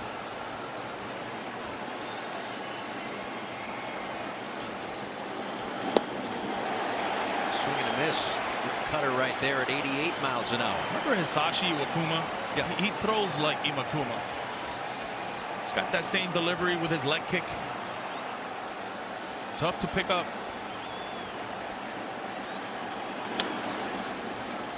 Grounded outside of first, foul. And for Soto, some time in New York on one side in the Bronx in 2024 to a World Series, and then in 2025 the first year of that epic contract that he signed. 15 years, $765 million. I think the most surprising thing about those numbers is the 38 stolen bases. He went from 7 to 38. Knew he had 35 to 45 home run pop. We know the average is going to be there. Yeah. You know the slugging and on base is going to be there, but the 38 stolen bases for me was the surprise. Truly a well-rounded superstar.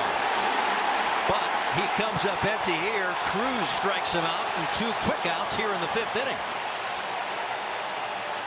And you can just tell Soto's talking to Manny right now. The delivery is a little bit funky, hard to pick up spin. Soto's not too happy there with that at bat.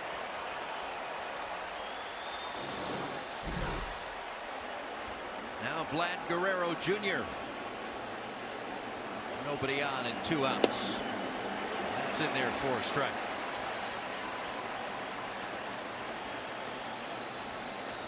Certainly a great representation of fans for Team Nicaragua, and with every out they start to get a little louder and start to maybe drown out what is a huge Dominican contingent here tonight. And I think with Dusty Baker right now, he's unleashing everything he's got in that bullpen.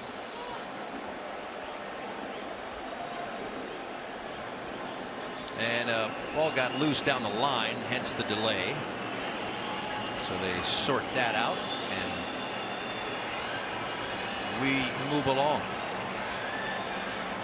Yeah, you want to win at least a game. Somehow, some way, win a game.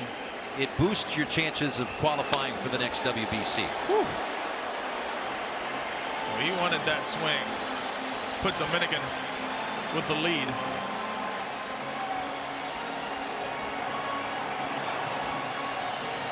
But they're sensing something in the dugout here for Nicaragua. They're sensing life, an opportunity to do something special.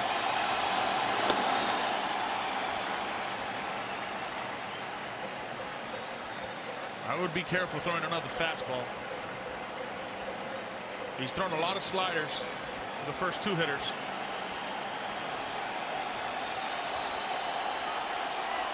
Two balls, two strikes, two outs, and that one fouled away. Let's go back a pitch. Seen that before, the Soto shuffle? I feel like everybody has it in that lineup. Right-handed version.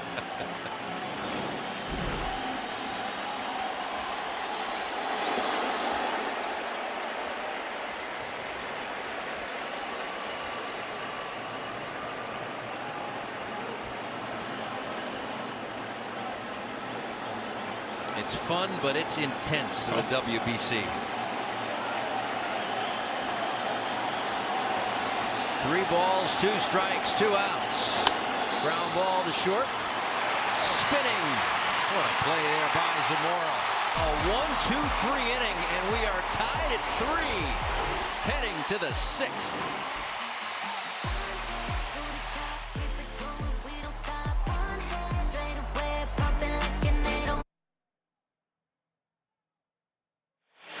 Marvin Bernard, really the first one to put Nicaraguan baseball players on the map. Vicente Padilla on that list as well.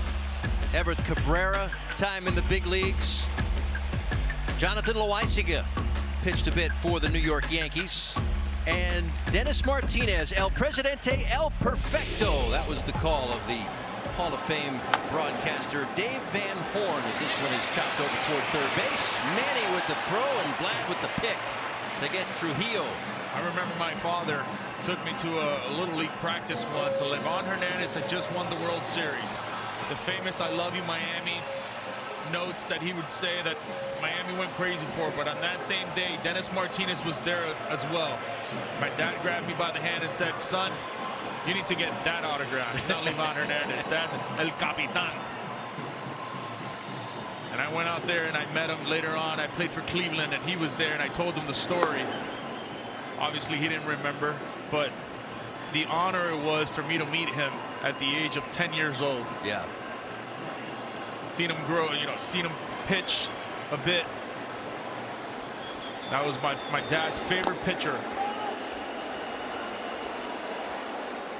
Yeah, you just, again, we talked about the nearly 1,000 players throughout history that have been Dominican born, and maybe Nicaragua further down that list, most certainly further down that list, but still, even though at different stages, that's why this tournament is so important.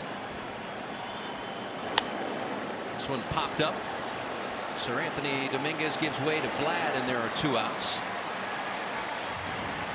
Because it gives you an opportunity to say, well, I can do that. And this was certainly part of that great career for Dennis Martinez, 4 times an All-Star. I mentioned Dave Van Horn, who was a broadcaster for the Montreal Expos, and he called this building home for a little while, a few doors down, Marlins radio for a long time, the Hall of Famer. Just think about this, 122 completed games. Where in today's day and age, you get a pitcher with 1 or 2 yeah. in the year, and that's making it. Yeah.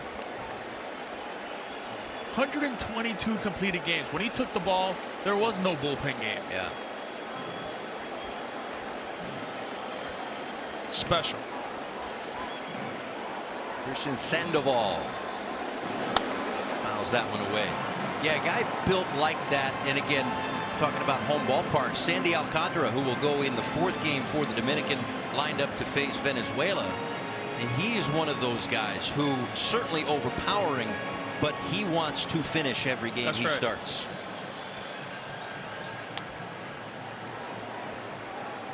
One thing about the Dominican is they have an armory of talent in that bullpen, right? So you would think advantage goes to the Dominican bullpen over the Nicaragua bullpen. But Nicaragua has answered the bell. Yeah, that is just tremendous. Bouncing ball up the middle. Perdomo gets to it, but won't have a play. Kept it on the infield, but racing down the line, Sandoval.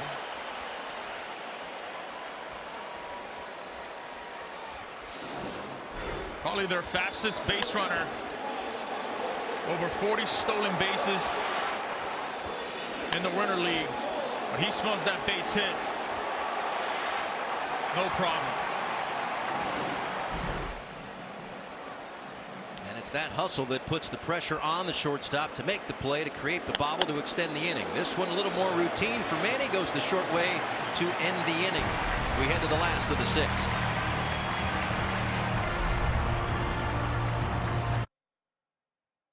26 in a row have been retired by Dennis Martinez. 1-2 pitch. In the air. Center field. Grissom. El Presidente. El Perfecto.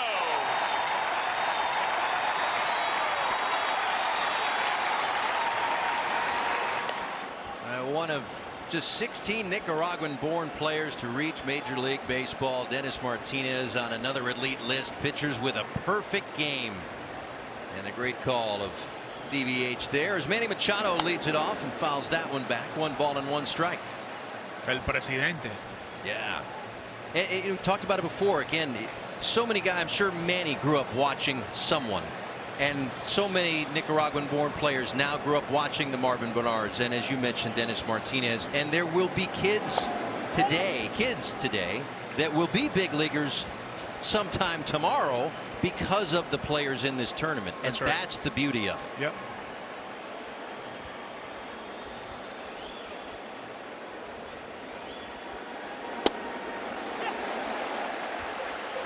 2-2 to Machado, number 5 hitter for the Dominican Republic. Junior Caminero and Julio Rodriguez to follow in a 3-3 game in the 6th.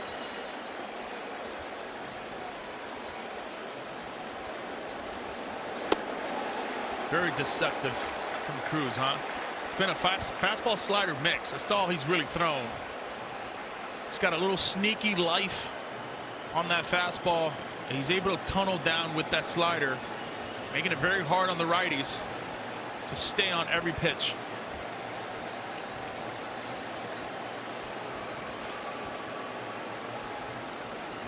Three and 2. And that one down the line and fair toward the corner. That'll be extra bases for Machado as he cruises into second base with a leadoff double.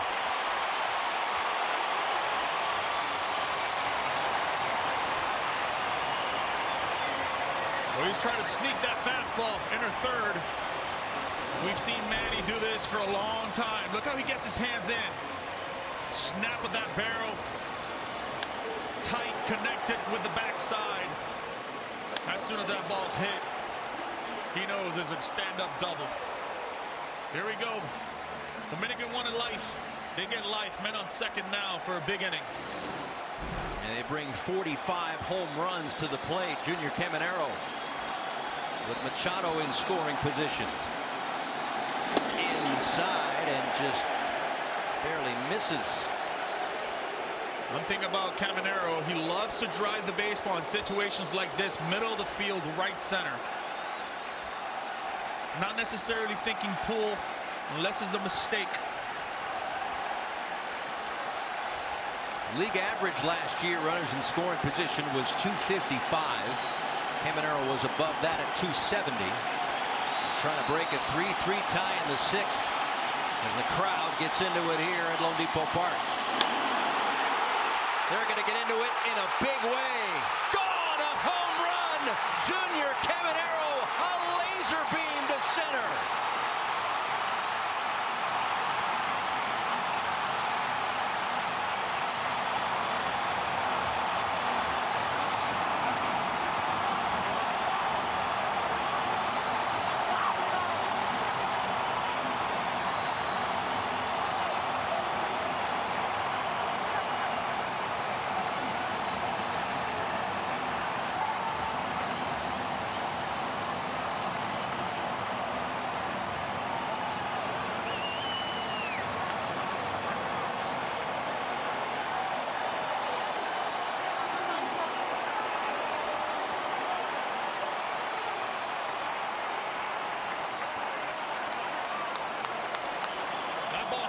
to it. That swing had levels to it.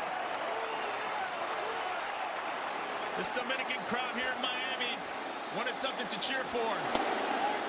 The people of Santo Domingo, where he's from, had something to cheer for now. He's been waiting for this for a long time. Talked about it, grew up watching the World Baseball Classic, watching Manny. Now he's hitting behind Manny, protecting Manny. And boy, the biggest hit of this short tournament right now has been given to Caminero. Talk about the resumes of Manny and Vladdy and Soto. Just starting to build that resume, Junior Caminero. We talked about it before. He might be one of the more underrated players on this loaded Dominican team. It reminds me a lot of Manny Machado's first World Baseball Classic, where Adrian Beltre was the guy kind of heading over the grounds to Manny, and now Manny giving it now to Caminero, saying, all right, it's your turn.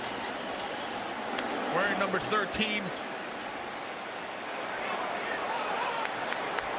Oh, man. How much of a sigh of relief now in that dugout? And there's a lot of baseball to be played. It's a two-run game, but given that how tight it's been, how big was that? Huge. And I think you're going to get a lot of relief, not only just for this offensive roster, but also this pitching staff.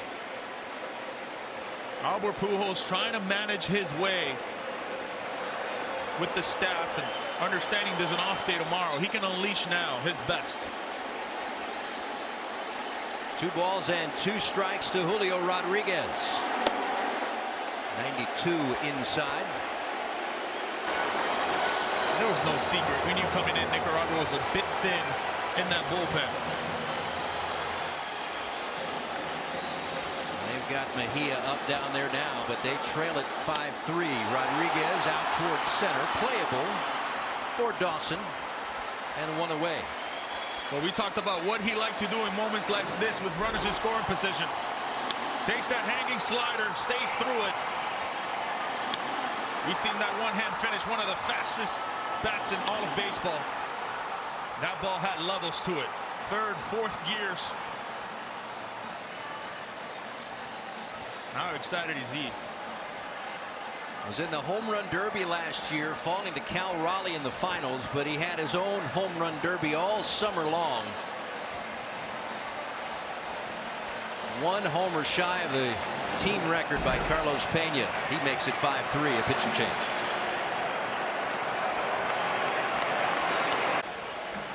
Welcome back. Dilmer Mejia comes out of the Nicaragua bullpen, the lefty. And he'll face Austin Wells. Cruz giving up that home run to Junior Caminero. And just the range of emotions from one side of the field to the other. A 5-3 lead for the Dominican Republic as Wells takes a strike. Strikeout and a flyout today for Wells.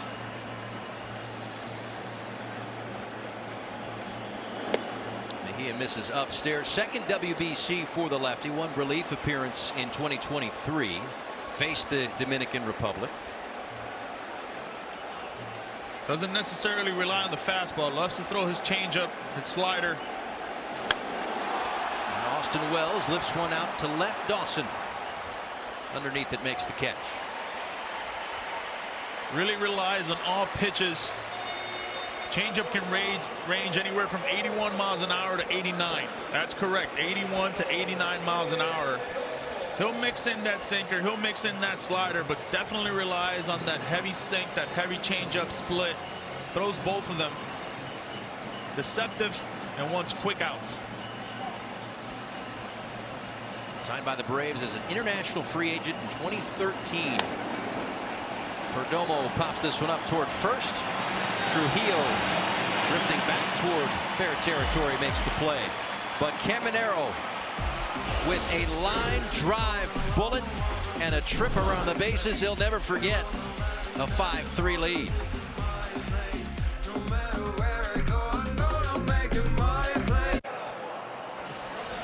Welcome back to Lone Depot Park here in Miami. Paul Severino, Yonder Alonso, rest of our great crew with you. Wandy Peralta takes over. the Padres last year, 34 years old in his WBC debut. Everyday Wandy, 71 innings pitched for the San Diego Padres, relies heavily on the ground ball. 60% ground ball percentage last year for him. Relies heavily on the sinker, the changeup, and the slider. Works fast. And one little nugget on him: hates flying. Really? Does not like flying. I will say this with confidence: he picked the wrong industry. Does not like it. He's off the wall, full of energy. Does not like flying. He likes to be on the ground. I got you. Oh, ground ball. One away. That play was just a dream for a first baseman. You get it. You have all the time in the world. You get the Sunday hop, and now you're playing quarterback. Try to hit your receiver right on the money. Touchdown.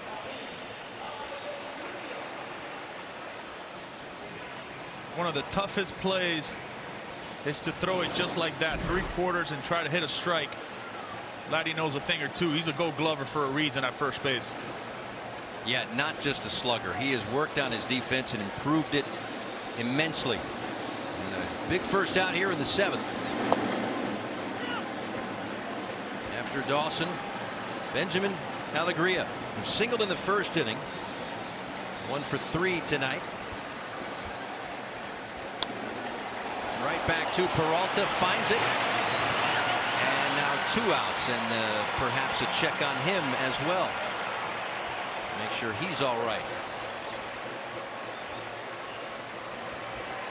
Get a moment to loosen up. He says he's all right. I think he's all right.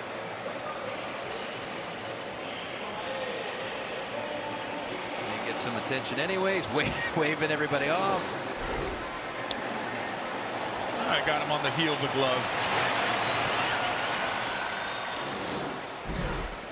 So 16 of the last 17 now retired by the Dominican bullpen.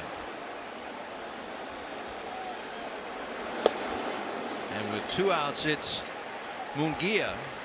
A couple of base hits to his credit, including an RBI single in the first inning when Nicaragua got off to that quick start.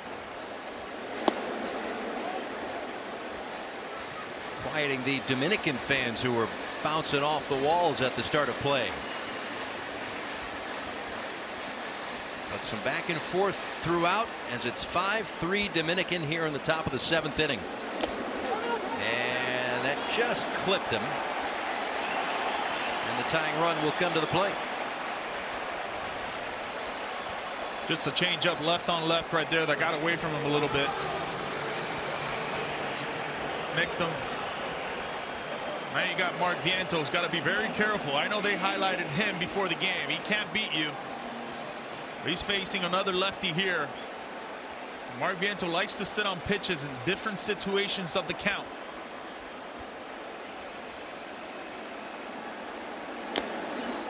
Tipped and held on to by Wells. Yeah, talking with Albert Pujols, who is especially compared to Dusty Baker on the other side, and a more inexperienced manager. He's had some success as a manager, but he has said that he thinks through with his coaching staff every scenario, and he is fully prepared for first pitch, for all the things that may occur as the night goes on.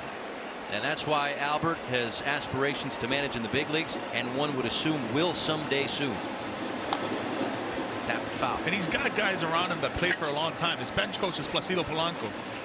His assistant coach is Fernando Tatis Sr. And all these guys have played for a long time. Talked about the experience. He's got over 200 years of experience in that clubhouse. Vientos to third, Machado to second, and that'll do it. 5-3.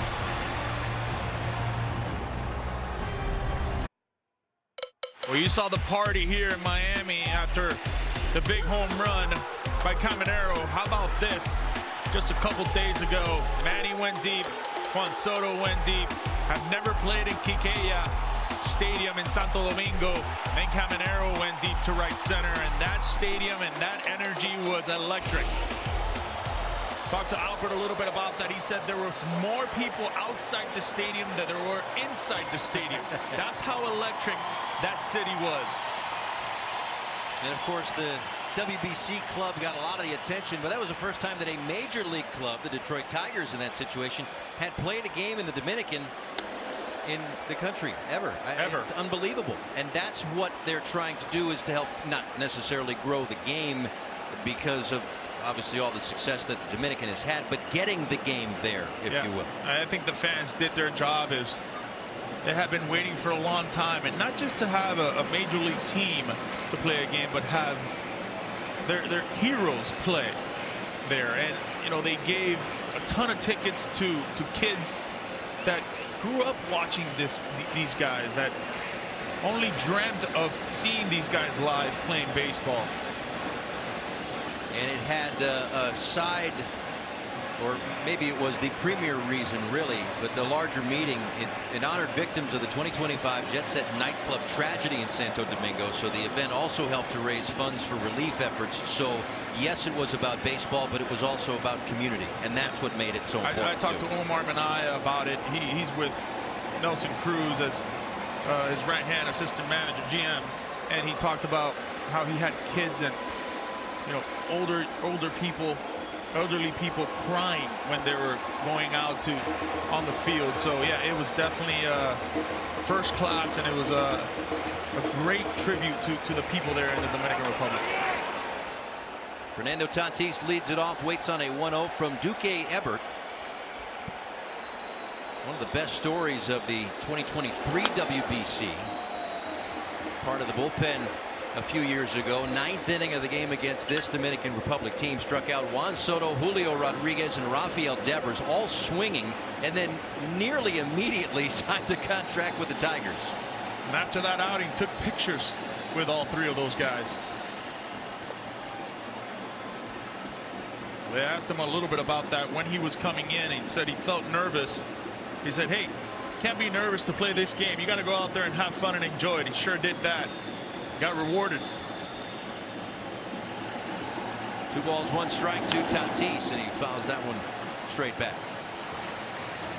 He throws a little bit of everything: the sinker, the changeup, the slider, the four-seamer, little mix of curveballs in there.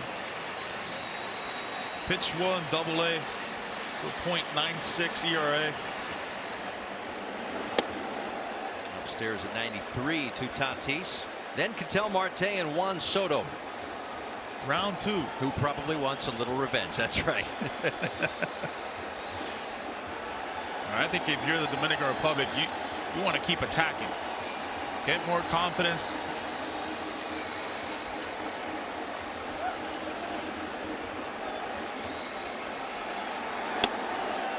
And Tatis draws the walk. Talking about the legends coming out of the Dominican Republic, Julio Franco, and growing up, who didn't try to imitate, do that swing? Come on. George Bell, Sammy Sosa, of course, Manny Ramirez, one of the great characters of the game. Vlad Guerrero Sr., Hall of Famer. All throughout the years helping to put Dominican baseball on the major league map. We had 30 years to imitate Julio Franco because he played for a long time. Close play on a check over there at first base, and Tatis got back. Nearly lost his balance.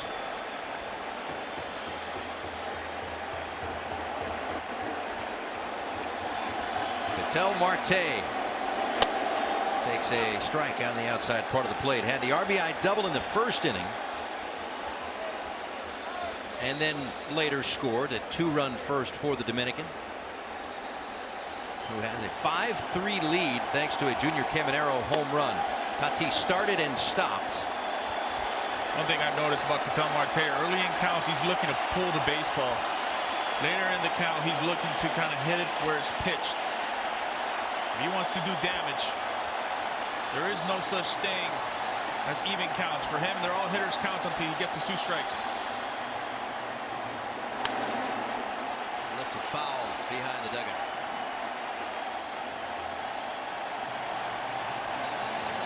A violent swing by Ketel Marte. That 1-1 count.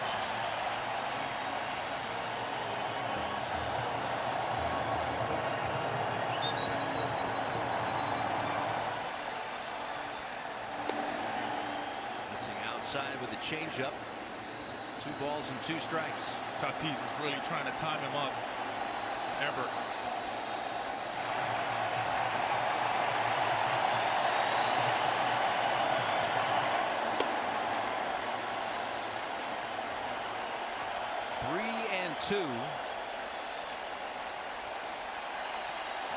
Tatis is already trying to run on 3-2. Do you think he goes? I think so.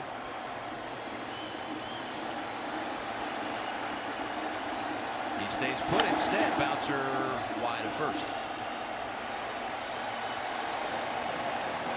Well, for as much of a David and Goliath kind of matchup that this may have seemed like at first pitch, it has become a baseball game here in the 7th.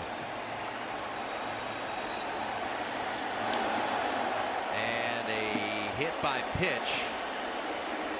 He'll ask the third base umpire if there was a swing. I think got him right on the left elbow. Just to check a courtesy check, if nothing else, but more of a medical check here for Marte. He is in, unfortunately, a considerable amount of pain right now. They're checking on that. When they do that handshake, is that more that funny bone on the elbow? Funny bone on the elbow. You lose a little feel. You always say it's just going to hurt for about 4 to 5 minutes. Get that numbness to it. He's fine.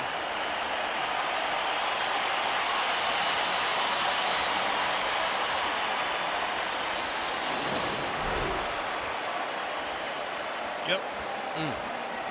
Ouch.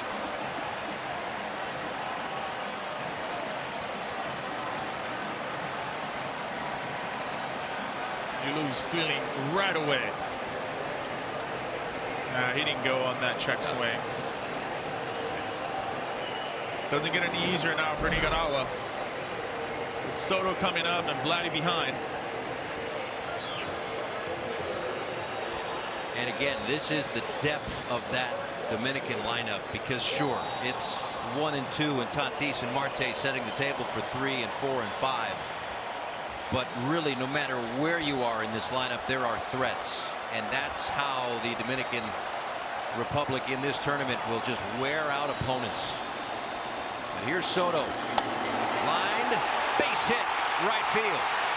Playing it safe, Tatis held up, so he'll move up 90 feet, and they will be loaded for Vlad Guerrero Jr.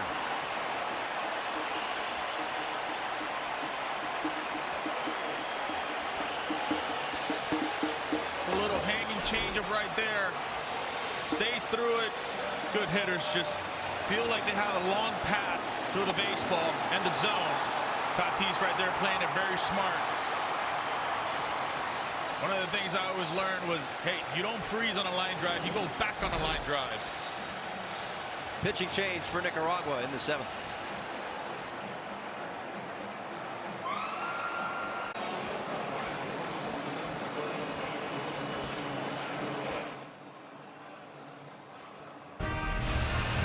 Back here in Miami, pool play of the 2026 World Baseball Classic. Paul Severino, Yonder Alonso, the rest of our great crew with you. Day 1, 6 days of pool play, but the entire tournament runs through South Florida. Right now, pools all over the globe, but then the quarterfinals, semis, and finals will be in this building as well. Bases loaded for Vlad Guerrero Jr. Out toward left. Room for Dawson, deep enough to score a run. And Tatis Jr. is in on the sacrifice fly. Again, just a knack for driving in runs. That's why you drive in 100 pretty much every year. Understands the game, is able to slow it down in moments like this. Against that sinker. Not a hard throwing guy from Burt.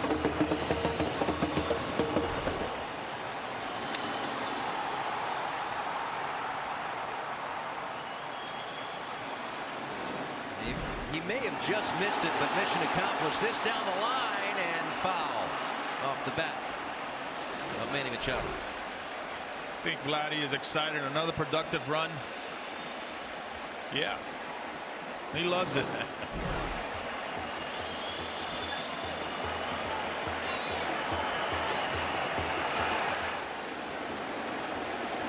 First and second and one out for Machado, who doubled and scored his last time up in the 6th, and gets a piece of Carlos Febles, the third base coach.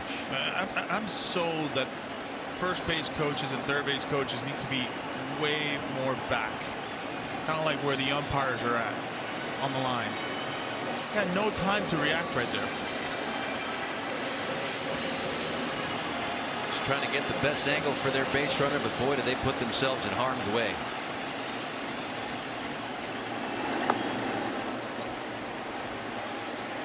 I think the longer this at bat goes for Manny, the more advantage he's going to have. Time him up. He's not throwing that hard. He's not the 96, 97 miles an hour.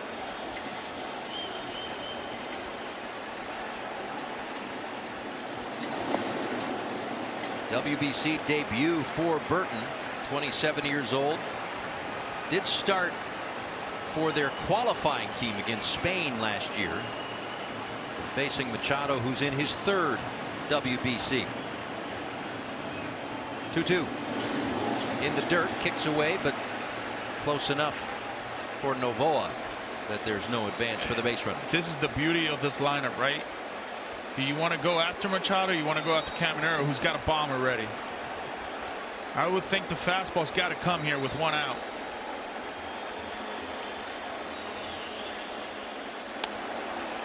Lifted foul. And that's where I am no pitching coach. Trust me on that. You know that. But I'm sure at some point there are discussions that are similar to watch batting practice. They don't hit them all out. You have to attack every once in a while.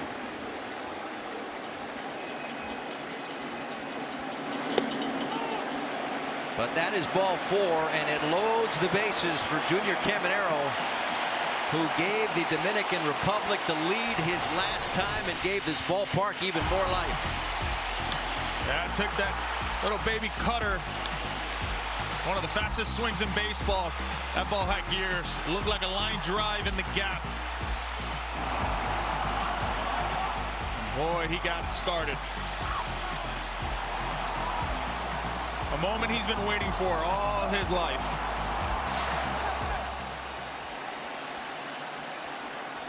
Four for 11, couple of grand slams last year.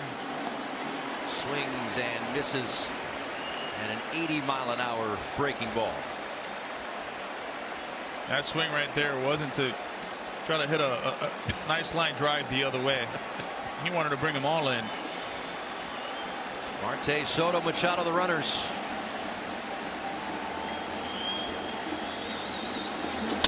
Broken bat down the line, foul.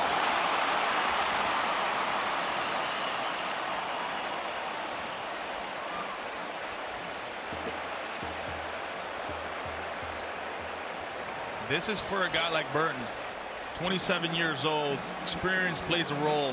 Had Manny 0-2 and walked him. See what he does here with Caminero. He started kind of running away from Manny as the at bat was getting longer and longer.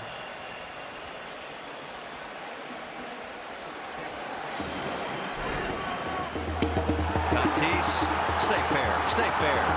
Almost.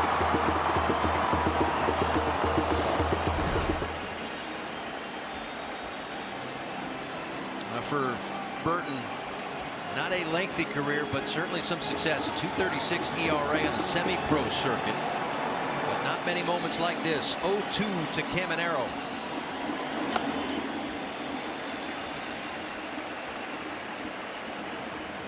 I would think the changeup is in play.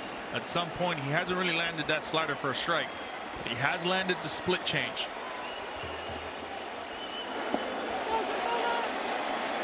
Try the breaking ball again and smothered by Novoa. 2 balls and 2 strikes. And the pressure gets ratcheted up even more.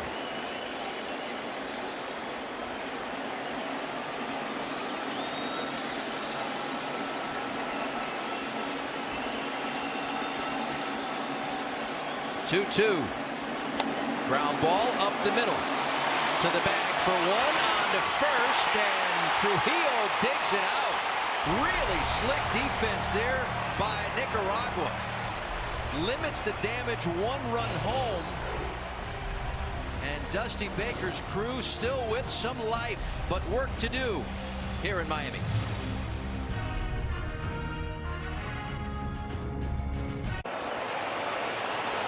Seventh pitcher of the night for the Dominican Republic, Camilo Doval, last year splitting time with the Giants and the Yankees.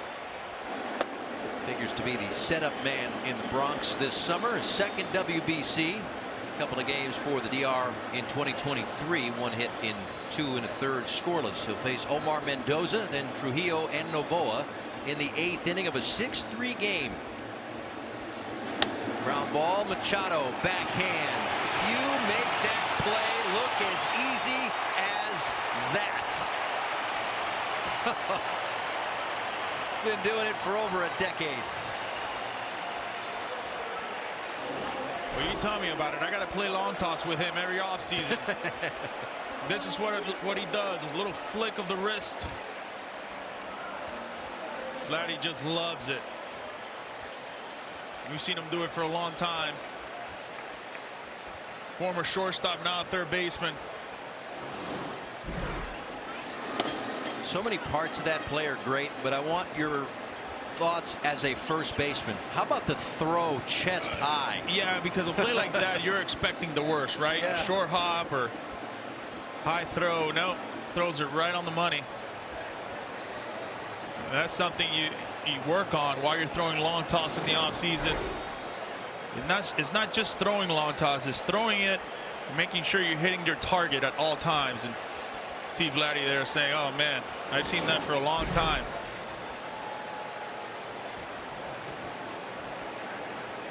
Well, a really slick defensive play for the first out. And there was good defense last half inning. Trujillo on the other side of that, the double play that helped to limit the damage. And we've seen him pick a couple of balls over there at first base. And so much confidence goes when you have a guy at first base that can pick everything. Machado, not again. Not again. Oh, not again.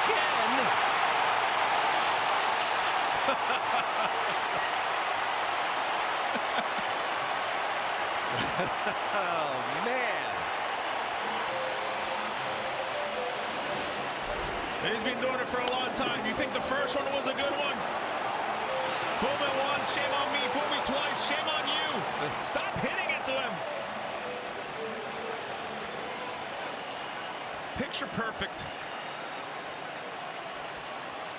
Fans are loving it. Everybody's loving it. Putting on a display over there at third base this half inning for Manny Machado. Why they call him el ministro de la defensa, minister of defense. Can't throw it to him, can't hit it to him.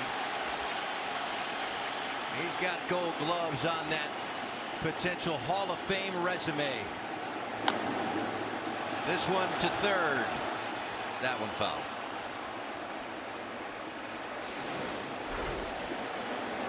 Take a look at this right here. Which one is this? The last one? This is the last one. That's all you can do is laugh.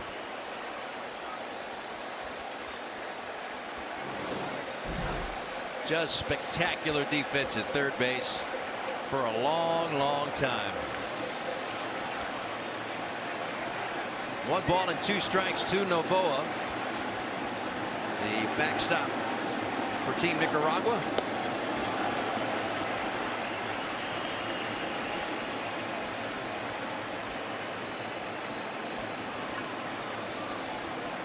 He'll utilize his timeout. Nicaragua running out of time right now. Just 4 outs to play with.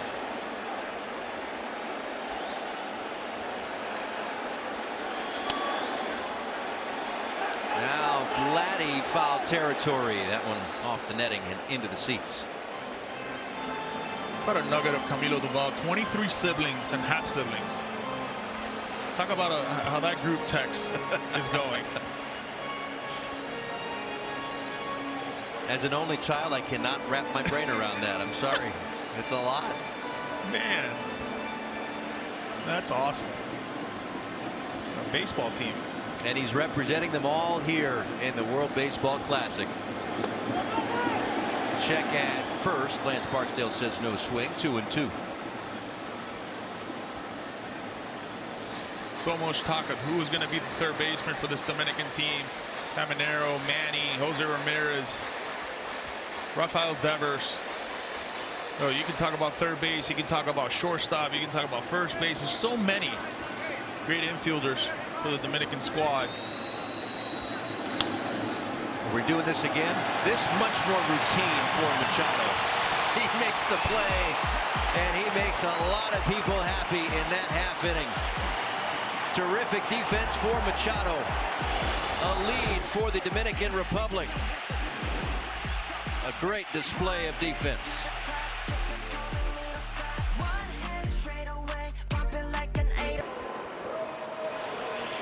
Welcome back. Team Dominican Republic trying to pick up a win in their opener of pool play of the World Baseball Classic. A 6-3 lead, last of the 8th inning.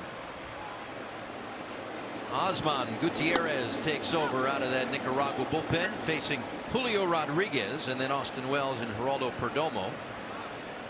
Sinker changeup slider, 93 to 95 miles an hour.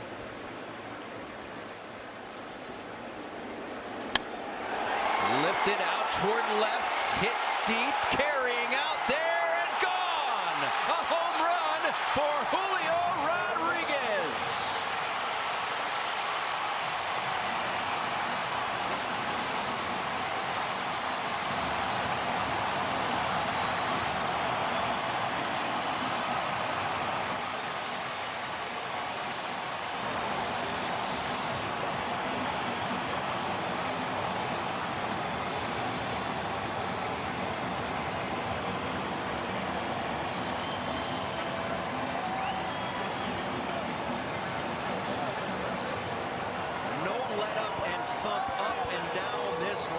It's now 7-3. He's put on a display. All three outfielders have put on a display. We talked about them. Loma de Cabrera's finest, Julio Rodriguez, has left the building. Hanging slider. Oh, man. He knew it as soon as he left his bat. Not only did he know, but the bat flip afterwards was just as impressive. Yes, it was. This one to left. Wells retired. Yeah, he put the bat right back at the batter's box. I mean, hanging slider all over it. Already had a hit in his game. Big RBI. And oh my goodness. Number 44 has joined the party. Opens up the scoring. And that lead now at 7-3 for the Dominican Republic.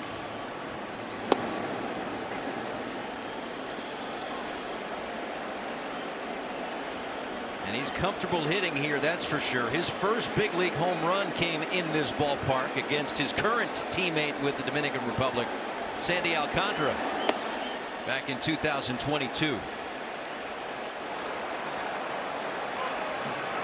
First of 112 so far in the big leagues. I think for Julio as well in 2023, they didn't have the offensive tournament that he would have liked. There was a little bit of bad taste coming into the first game here of this tournament.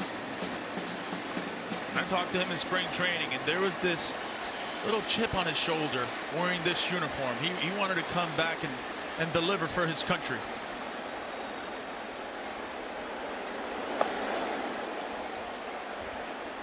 Three balls and a strike to Geraldo Perdomo, who walked, stole a base in the second inning. Officially 0 for 2 tonight. More insurance as the offense has come to life late here for the Dominican Republic. Perdomo has to move his feet. That one to the backstop. It'll be a 1-out walk.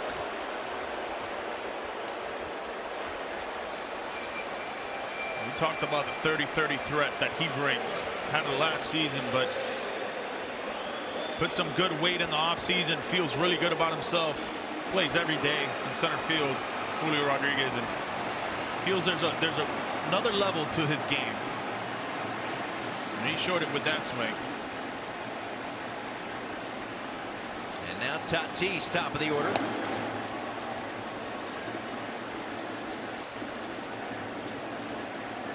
Single and a run scored in the first inning, a walk and a run scored in the seventh.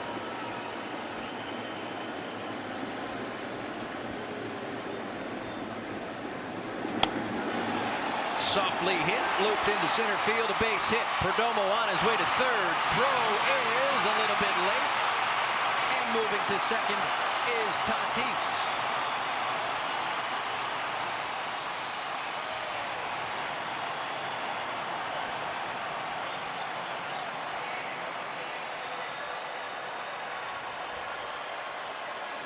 Boy, this was so well done. It's a little hanging slider, stays through it. But I think the play here is a secondary by Perdomo. He sees it. The play is right in front of him. Hits the bag perfectly. Head first slide, and Tatis gets that extra base. There's just really no letdown for this Dominican squad right now. And even when they go to the bench, their star power. Pinch hitting for Ketel Marte is O'Neal Cruz, who ranks 100th percentile in exit velo, barrel percentage. It's loud when it comes off his bat. Now Ketel Marte was hit by a pitch his last time, so I'm not sure if it had to do with that or just an opportunity to get Cruz and at bat here, get something under his belt.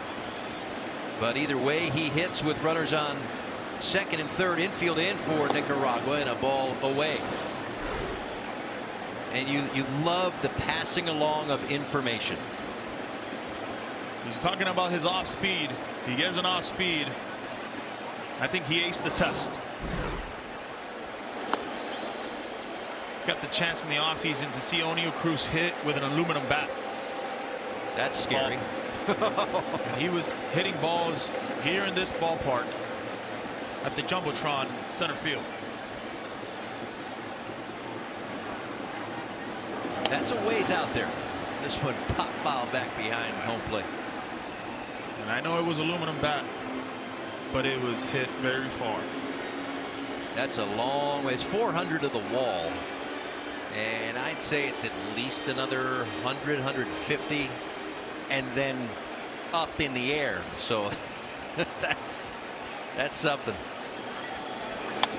This is something too. That is long gone into the second deck. A 3-run shot off the bench.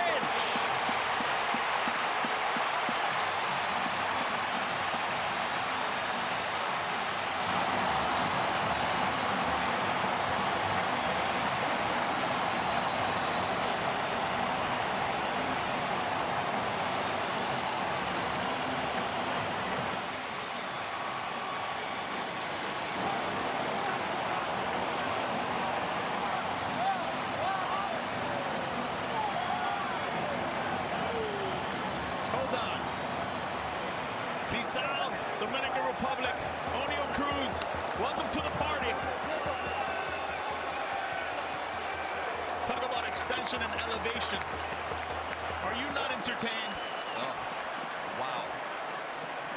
The longer this tournament goes on, the harder the seamstress will have to work to keep that jacket looking crisp, because it's going to get worn out with this offense. Well, we talked about his power.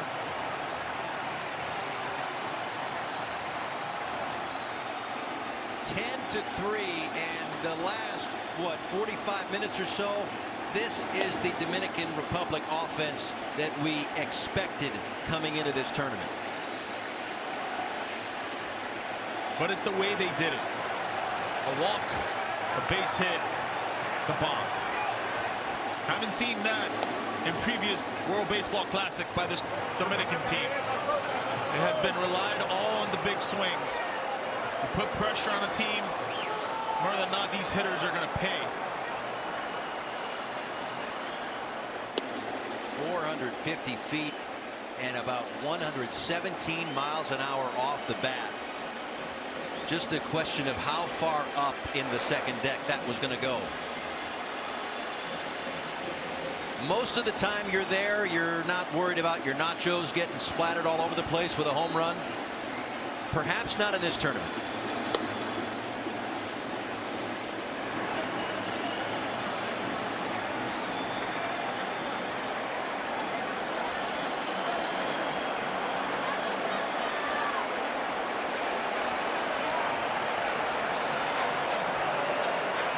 He's 7 years old, his WBC debut, and in his first at bat, a 3-run homer. Juan Soto draws the walk. I mean, just take a look at this swing and how loud. Oh, man. Woo! Lean on me.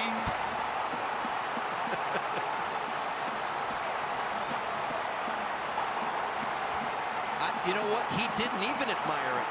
He just looked at the dugout. I mean, the best look is from that third base dugout. A pitching change for Team Nicaragua.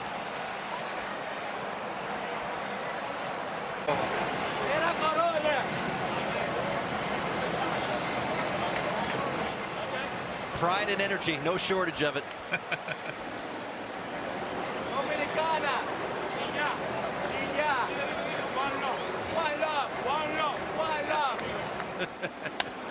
Now this one ripped down the line. Fair ball to the corner. Vladdy with extra bases. Green light around third. And Junior Lake, the pinch runner, scores. Tack on another. And another RBI for Vlad Guerrero Jr.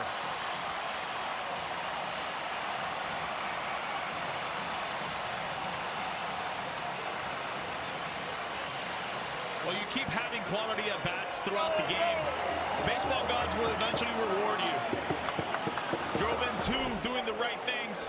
Gets a little two-seamer on the hands. Doesn't try to do too much. Gets the barrel inside that baseball. Rocket down the line for an RBI. And now this becomes a big at-bat here with the runner on base and Manny Machado. Should Machado join the club here, that would make it a 10-run lead. And therefore the game would be over with the early termination rules. You don't have to finish the inning if they get it to 10. Brian Torres out of the Nicaragua bullpen trying to prevent that from happening.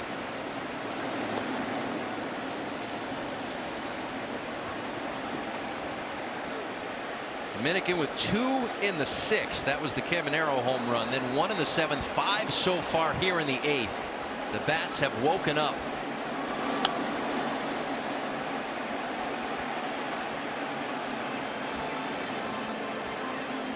Took a little bit of time, but man, when they wake up. 11 runs, 13 hits, the home run. This is what you'd expect. Correct.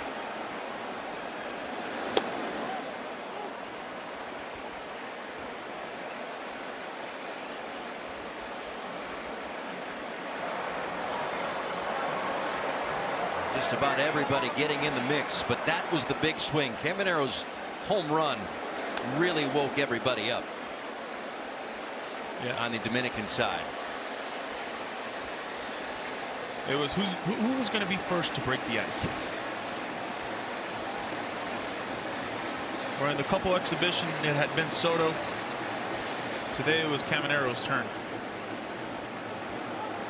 3 balls, 2 strikes to Machado, and he takes outside. So Junior Lake took over for Soto at first base. That play in front of him, there he goes. Yeah, everything's right in front of him. Understands the wheels, and you know this is something that Junior Lake's gonna have to do, right? Come in late in games and pivotal games. Albert's kind of using his whole bench.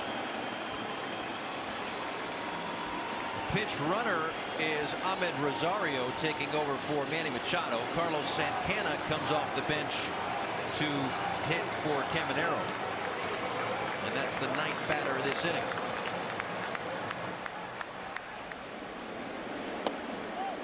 Santana takes outside.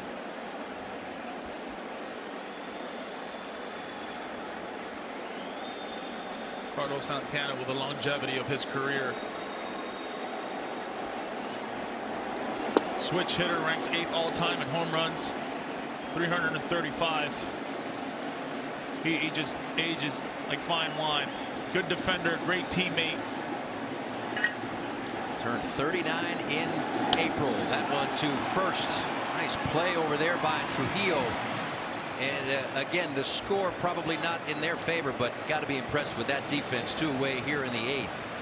This copyrighted telecast is presented by authority of the World Baseball Classic Incorporated and may not be reproduced or retransmitted in any form, and the accounts and descriptions of this game may not be disseminated without express written consent.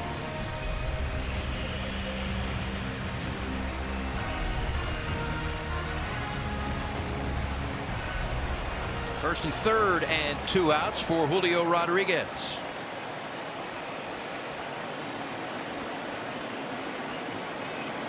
Once again, Paul, aced that copyright. 2 for 2. I've got 2 for 2 today. I got 8 more. I got 8 more. So let's pace ourselves. 300 gets you to the Hall of Fame, so I really only have to do it right one more time. All right.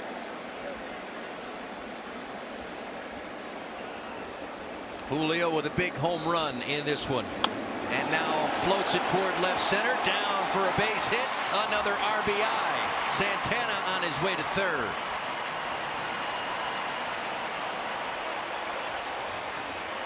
I think if you're Albert Pujols, you're applying for one more run, so you don't have to use another arm in that bullpen. That's what I was going to say. If this was a regular season major league game, middle of a 15-day stretch, you're probably thinking, okay, don't take the extra base. But you make a great point there. Even with the day off, if you can save an arm and get another run here and not worry about a 9th inning, that's right. That's big. They all count.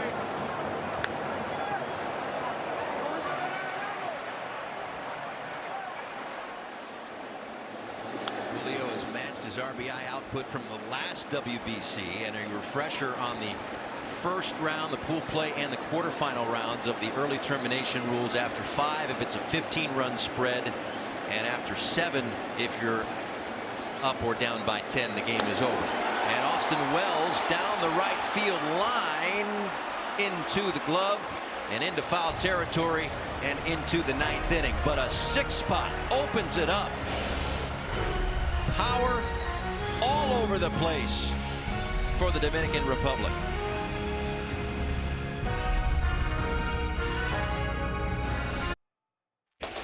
You knew they would hit home runs. The question was just how loud would they be? How far would they go? Very and a long way. StatCast takes a look at the home runs, and it started to look like a fireworks show here. It was just a matter of time when it was going to happen. You knew the power display was in full effect at some point in this game for this Dominican team, and it was a treat. And of course, Albert Pujols knows a thing or two about not just home runs, but big time home runs in big spots. Yeah. Gregory Soto takes over here in the 9th inning. And Jeter Downs will pinch hit here for Sandoval to begin the 9th inning.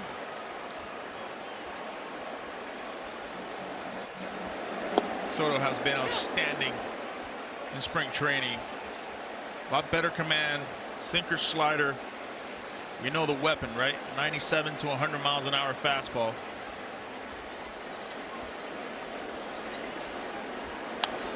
Foul back, still 0-2 to Downs.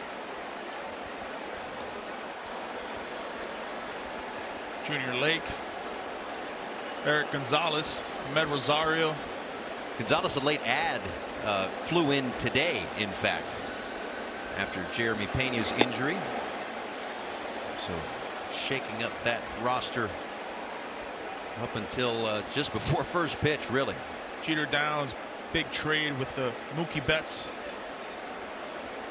Led him from Boston to the Dodgers. Played in Japan last year. Named after Derek Jeter. Another Miami, South Florida guy. That's right.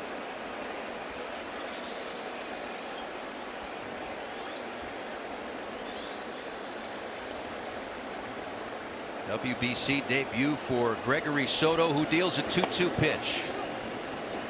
Sweeper misses to run the count full.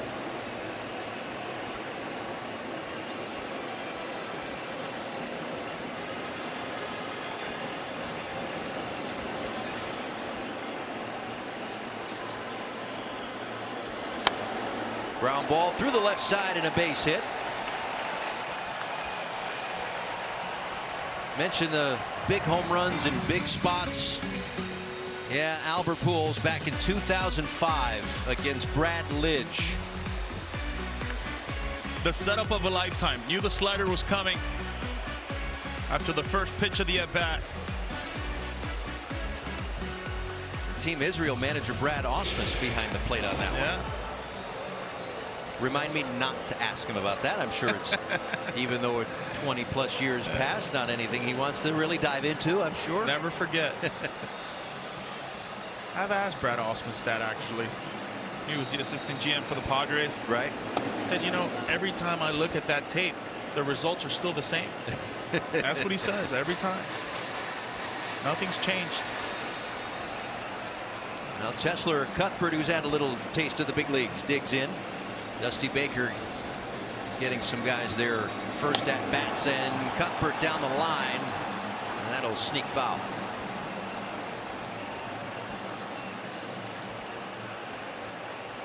Cuthbert, the World Series champion with the Kansas City Royals.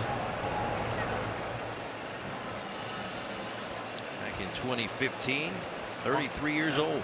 Yeah.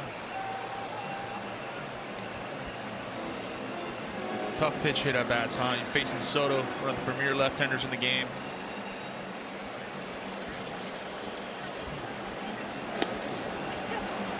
There's a strike. And again, a quick turnaround for Nicaragua. So perhaps not just the score, well, mainly the score, but because of that quick turnaround, wanting to get maybe his starters out, get a quicker start on the night and the prep and the rest and all of that stuff. They have the Kingdom of the Netherlands tomorrow at noon. Netherlands played this afternoon.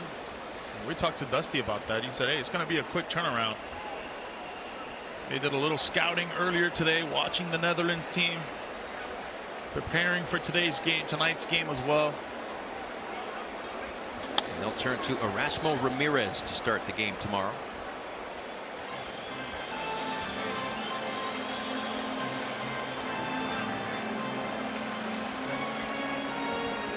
You're looking at Nicaragua, right? You want one win. If you can get one win, you pick and choose. Left side off the glove of Perdomo. Back-to-back hits. Downs on his way to third. And the bench players making the most of their opportunities late in the ninth inning. A rarity, right? Pinch hits, 2 for 2. But Jeter, Downs, and Cuthbert.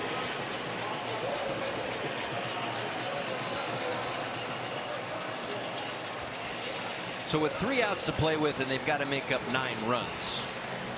I will ask you this. I'm guessing at least through the first half of this game, there were a lot of positives for Dusty Baker and his crew to build on. I think they pitched exceptionally well the first half of that game. I think their defense was outstanding, and they took chances on the bases. They took chances in their at-bats. They were aggressive early on.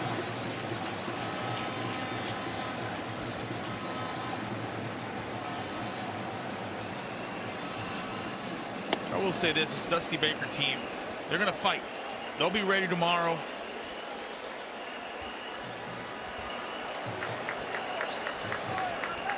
See them all still on the top deck. Got off to a quick start, had a couple of leads in this game, and at least for the first half matched the Dominican Republic. A number of aspects, but the offense coming to life, most notably that 6th spot at the bottom of the 8th inning to really blow it open. Trying to make some late noise. Runners on the corners, nobody out. Ilian Rayo, the pinch hitter, 3rd of this inning, takes ball 3. 23-year-old in his first WBC. I think if you're Albert Pujols right now, the last thing you want to do is get that bullpen moving again.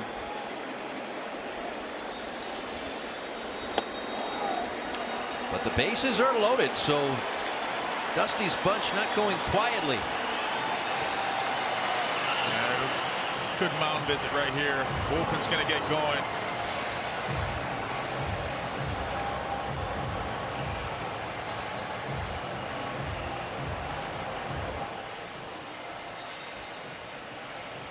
Elvis Alvarado is the one warming up right now. This is again one of those visits. Hey, slow it down. Runner on third doesn't matter. Just make your pitches.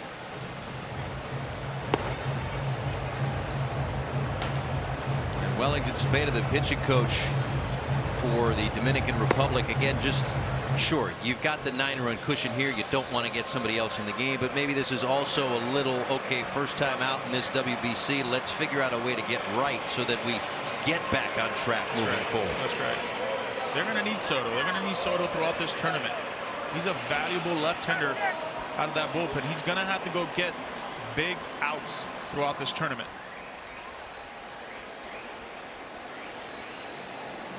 Juan Montez,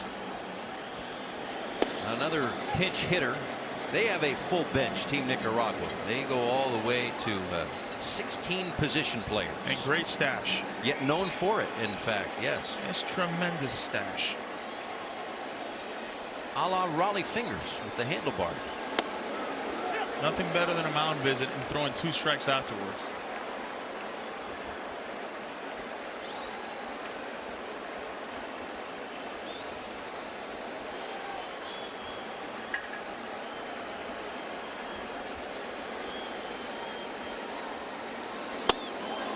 This is inside with 97 miles an hour. Montez, 30 years old, born in Guatemala, but eligible to play for the WBC. Mom was born in Nicaragua. Signed by the Orioles organization over a decade ago.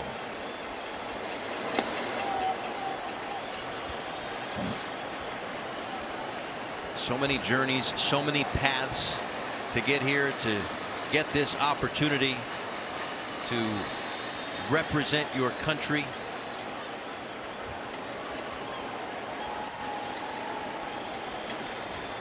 A chance to get him a little bit closer in this 9th inning. Takes another ball. 3 balls and 2 strikes.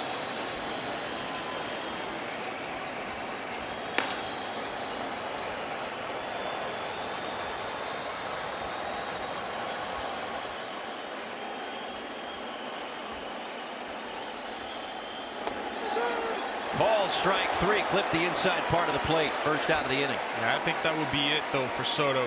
24 pitches in this outing. No, with the off day. Yep. And here comes Albert Pujols. Back in a moment.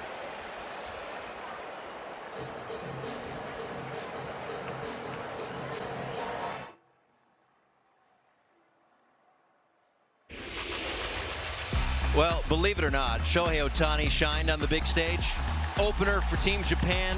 Yeah, just a grand slam. Just another day in the life of Shohei Ohtani. Unreal. You know, you think you've reached the potential of, okay, this is what we're going to see, and then he just gets better and better. It is unbelievable to watch. And you're right, he just continues to raise his own bar, which is just about as high or higher than anyone else. Brandon Layton off the bench. 5 consecutive pinch hitters here for Dusty Baker. Want to get everybody involved. Layton, 27 years old, participated in the 2023 WBC. Comes up empty against Elvis Alvarado, his WBC debut. Out of Sabaneta, Dominican Republic. I think he's found his home with the Athletics. 37 games, 3.19 ERA. 50 strikeouts though in 42 innings. He's got life. Line to first. That'll be a double play, and that will be An opening win for the Dominican Republic. 12-2 the final score.